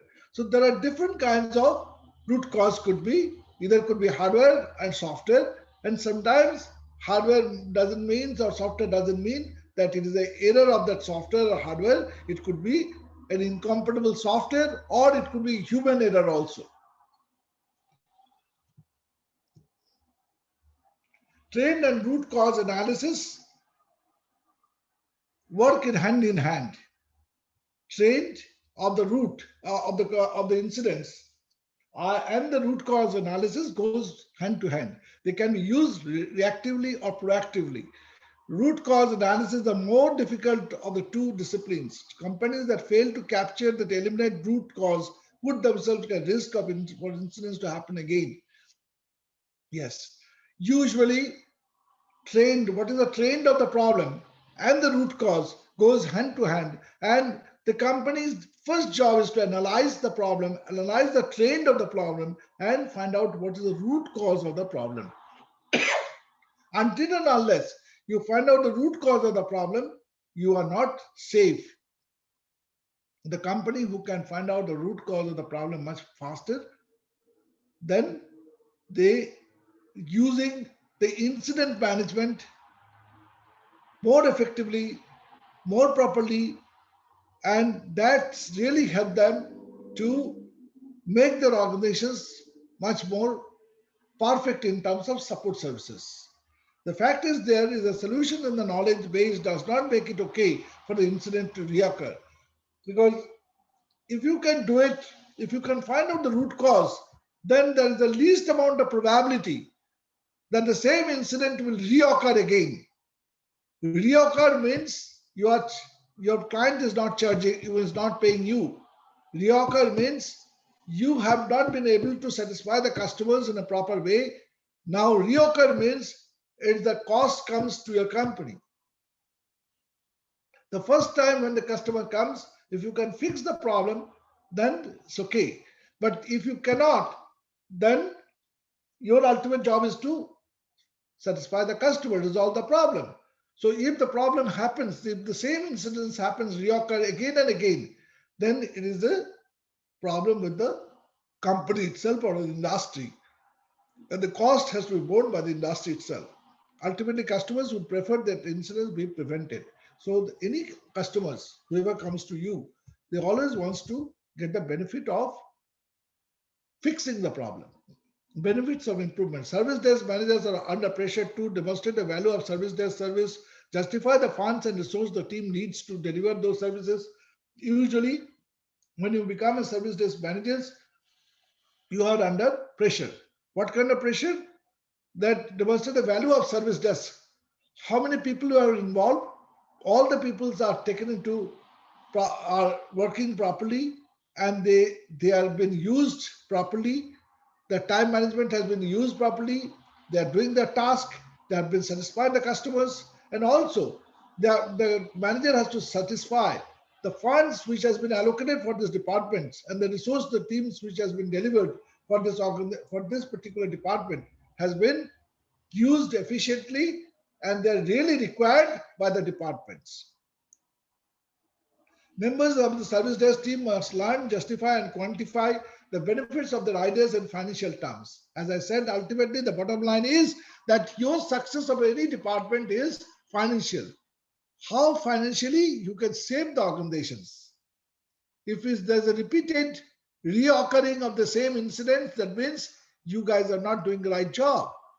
You are not analyzing the root cause of the problem, which basically impacting to the organizations in terms of financial. Again and again, you have to give them the services to the customers. Means what? Means the financial impact to the organizations. The more money has to be spent to the customers for satisfying them. Budget. The total sum of money allocated for a particular purpose or period of time. What is budget? Budget in a business. Without budget, business starts with a planning. Business starts with a planning of what? Planning of resources, planning of financials, planning of product quality, planning of how the organization will move coming 5 years. So those are the planning process, out of which we make a budget. Yearly budget, quarterly budget, 2 years budget, 3 years budget, 4 years budget, 5 years budget. Usually this is the budget. Budget means that this is the cost and this is the expenses, and this should be our profit. So the budget includes all these three aspects. The total sum of money allocated for a particular purpose for a period of certain years, that is called budget. You are spending some amount of money for a particular purpose for a particular time, and ultimately you want to accomplish from this budget something. Good budgeting ensures that the money does not run out before the goal is reached. Yes. Budget means that the entire portion of 1 year, the same money should be there in the bank or somewhere so that you can make use of it. And the good budget means if you have a surplus. Surplus means at the end of the day, suppose if you have $1,000 budget for a year, and at the end of the day, you have seen that you have spent $939 or $940. So $60 is your surplus. That means you have done a good budget.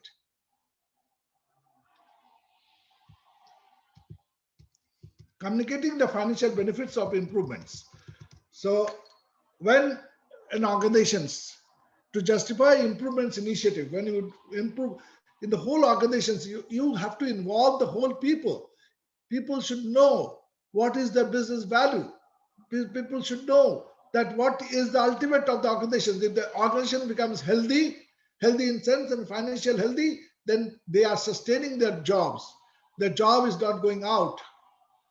So in order to do that, justify improvement initiative, state the expected benefits in the form of goals, that each organization has its goal, how we should fix the goals, how we should resolve how we should achieve the goals, how we should accomplish the goals. So all the people, all the stakeholders, all the members, all the team members should know how to improve their organizations, what are the initiatives to be taken, and how to achieve it, how to accomplish it down the road.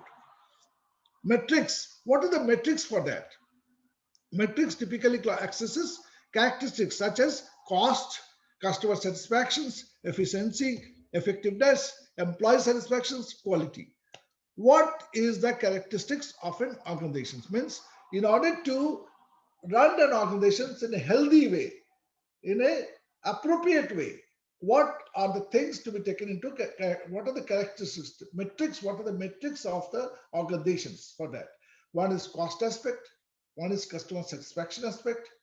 So in order to satisfy your customers, if he has a problem, then what are the aspects involved with the customer service department? Cost aspect, customer satisfaction aspect, efficiency of the team, effectiveness, how effective they are, employee satisfactions, and quality of the services. Benefits of improvement. If you give them the benefits of improvements, means how to improve this customer service supports business skills in order to benefit the organizations. Some characteristics are tangible or capable of being measured. Cost, time required to complete a task. Basically, cost and time is directly proportional to your task which need to be completed. So the task is, if the task is completed within 2 months, the cost and time will be different from when the job is finished in 6 months.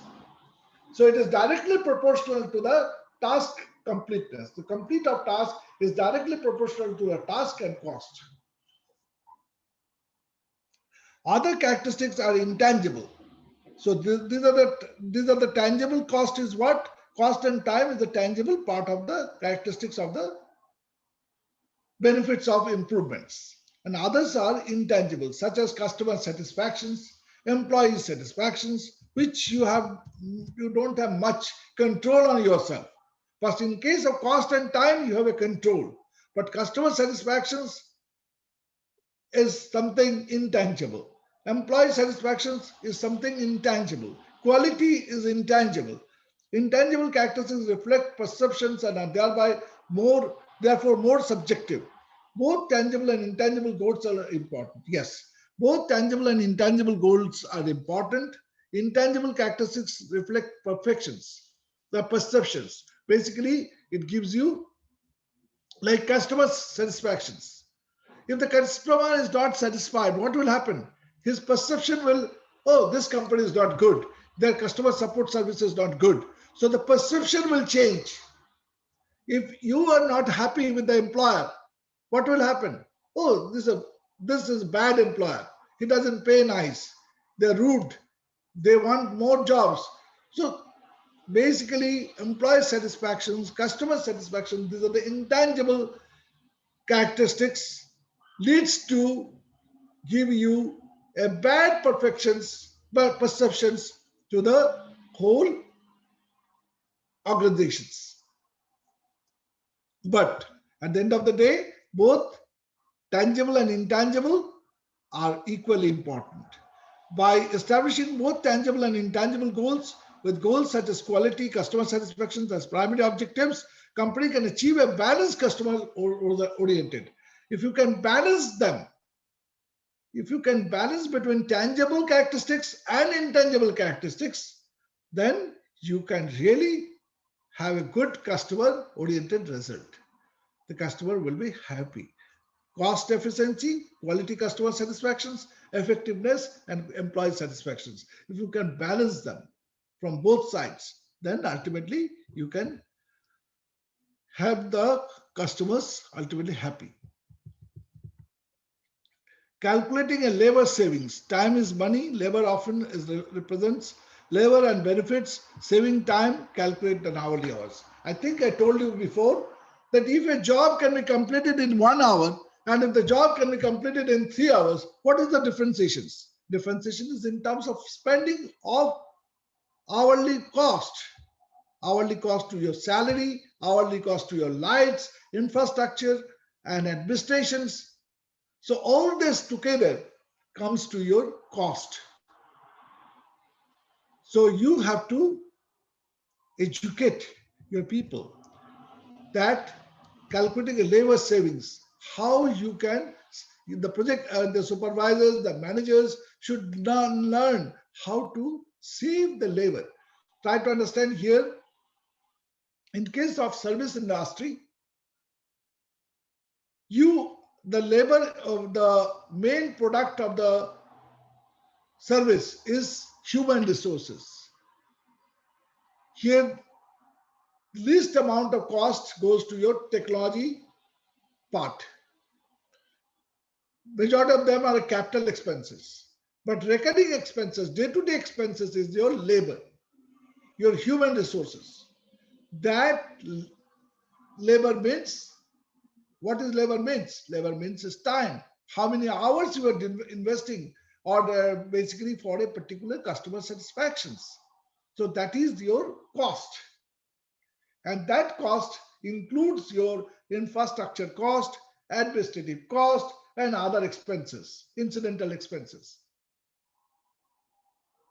So time is money that has to be paved inside the mind of each and every individual of the service industry.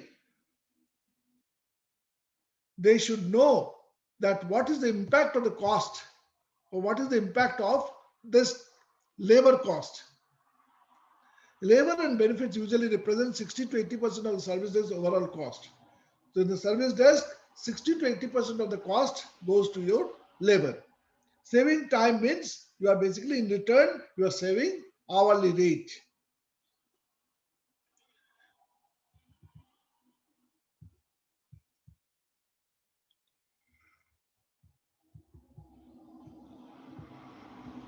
So number of password reset requires, number average. So what kind of cost it is?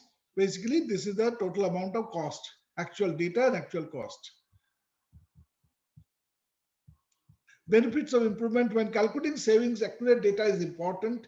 When actual data is not available, industry standard data are taken. Cost per contact is financial measure is frequently taken. So basically, when you calculate it, you need to have a cost per contact. You should have a proper one. If you don't have, you can take it from the industry standard. Contact, total number of contacts received during a given period of time. Auto logging, chat, email, telephone calls, how many? So it is a cost aspect. These are the industry cost standards. Cost per contact can be used to benchmark a service desk service against other service desks of the industry average. So each service can be a benchmarking of cost. Like this particular cost service is cost you this much. And you can make a compare the cost operating service desk to an external supplier. Suppose instead of doing by yourself, if you give it to, in your case, if it is $17, if you give it to X party, they can do it by $13. So that means you are saving the cost. So once you go by the cost unit, then you can, once you benchmark them, then you can find out what is the cost is happening in your case. And if you give it to the external resources, what will be the cost by which you can save certain funds.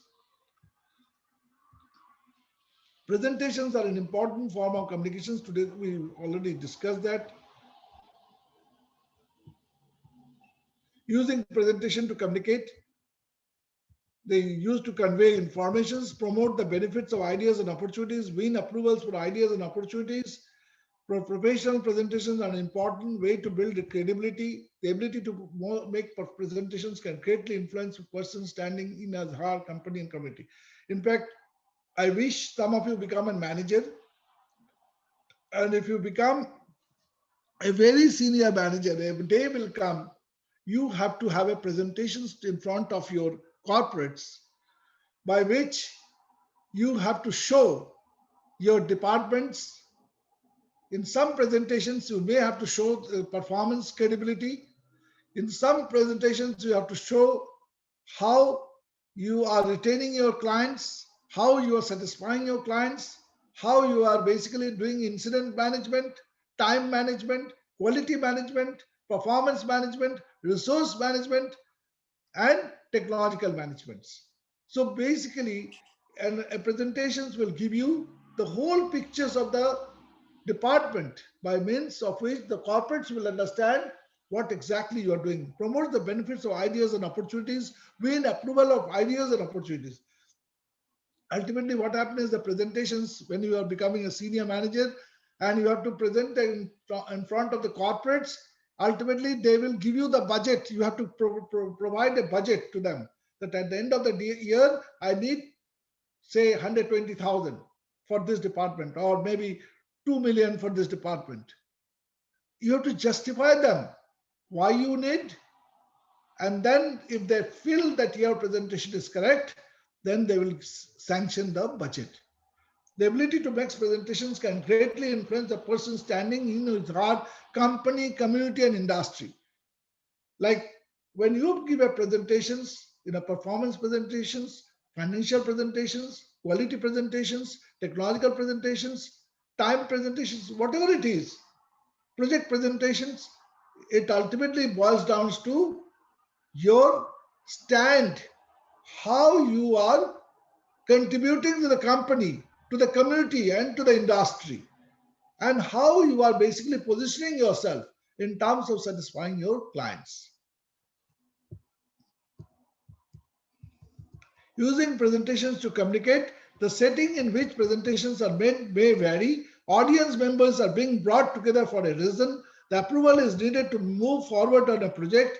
Their input is needed to formulate an action plan. As I said to you, the presentations are those things. To communicate, state your objective, know your audience, design your presentations, rehearse the presentations, deliver the presentations, learn the experience. So basically, these are the most appropriate form of requirements of the presentations. Using presentations to communicate what? To state your objective, what you want, know your audience, who is your ultimate client, design the presentations, what kind of presentation you want, rehearse the presentations. You have to make a rehearsal, deliver the presentations, learn from the presentations. What kind of questions it is coming, how much people has appreciated your presentations. Those are the experience. State your objective, know your audience. Audience means who is the ultimate customers. Design and presentations. Research your topic, collect facts and support, develop visual aids, anticipate the questions your audience may ask. So those are the things, who, what, and where. Where, why, and how. Rehearse the presentation, make sure that you can cover your material in the allotted time, and then make sure that you leave time for questions. Rehearsing is different than memorizing. You have to rehearse themselves. Means how seamlessly you are presenting them. How seamlessly you are taking the questions and answers. Memorize your introduction and closing. Delivery and presentations. Learn from the experience. You are always learning from the presentations. Managing projects, conducting cost-benefit analysis, calculating the return of investment. As I said earlier, ROI. The company needs the skills, may vary from company to company. Understanding the company's concept. Managing projects. People in service desk are continuously exposed to projects. Project a temporary endeavor undertaken to create a unique product and service or results. Projects can be useful. Projects can be small or quite large. Large projects may require a business case. Service desk professions may require complete projects support. And so basically how to manage your projects. These are the things which we have already discussed. Project scope, small project, large project, you have a project stakeholders. What do you mean by project stake? The person or a group of members, like in your case, you have 7 members. Those are all the stakeholders of the project report, project overview, project deliverables, project objective, consideration and concern, change control plan. How do you change? Suppose you develop a project and then at one point of time you have to change something. So you have to have a change control plan. Project scope, project sponsors, somebody is a sponsor for the project manager, managing project, developing and maintaining a project plan, directing a project activities, creating project status. These are all things which we have already discussed. Project plan, breakdown, work breakdown structure. You have to dissociate them into different objectives and facts, what you is going to allocate, milestones.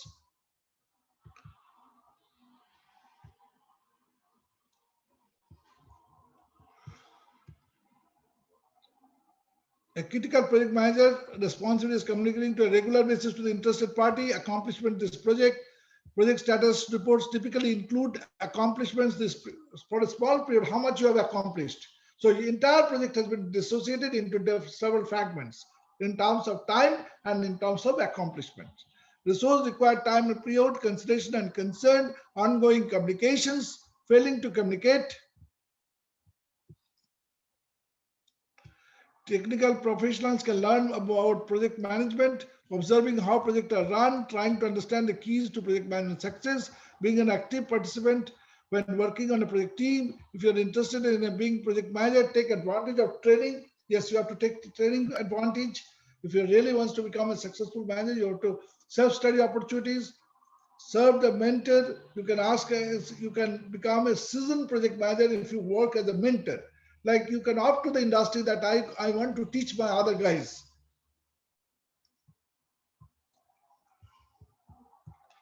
With a better understanding of projects, you can begin and initiating projects aimed at implementing your ideas. So you can become an implementer and cost benefit analysis. We did that.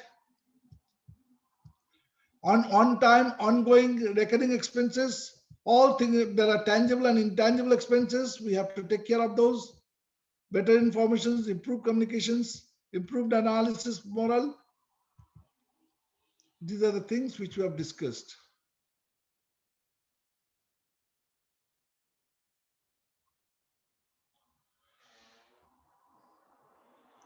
Any quick questions from you guys? No questions.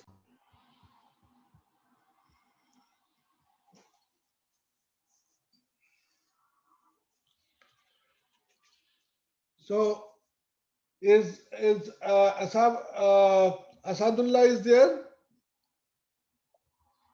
Asadullah is there? Tasneem, you are here. Tasneem, what about your next step? You are starting with the next step now of your project? Tasneem? Yes, Professor, what you said? Are you going to start now, since I've approved it? So you will start with your next We step. started already, and so many people are submitted their points. Okay, that's good. Okay. Yeah, hopefully everyone can send me their email today too. Okay. So what about Asadullah? Is there Asadullah there? Because I'm much more worried on the next team. This team is, I've been told by Asadullah that people are not helping him, not providing him the right information, not in that way, they are winning their whole things. I was thinking that they will work in a team and they will do this in a team manner. Everybody will share the responsibility of doing this project. That's the way the project happens. And I'm really happy to see that the team and your team are doing good. And you till now, whatever you have submitted is good. I really appreciate that. But Asadullah, I'm sorry to hear that your team is not helping you. Again and again, if required, if the team wants to learn more, I can spend in my next class, I can spend 10-15 minutes with the team members and I can explain them, I can talk to them. And also you can, as a case of reference, you guys can take help of what the team has submitted to me. You guys can see to it and then have an idea, conceptions, what we basically submit at this moment. What is TOC and what is project synopsis? You can understand if you see the Tasneem what she has submitted. Okay, guys, my time is over and my Zoom is also asking me to kick out. So thank you and have a nice weekend. Stay safe. Yeah, okay. Have a good one, Professor. Bye, Professor.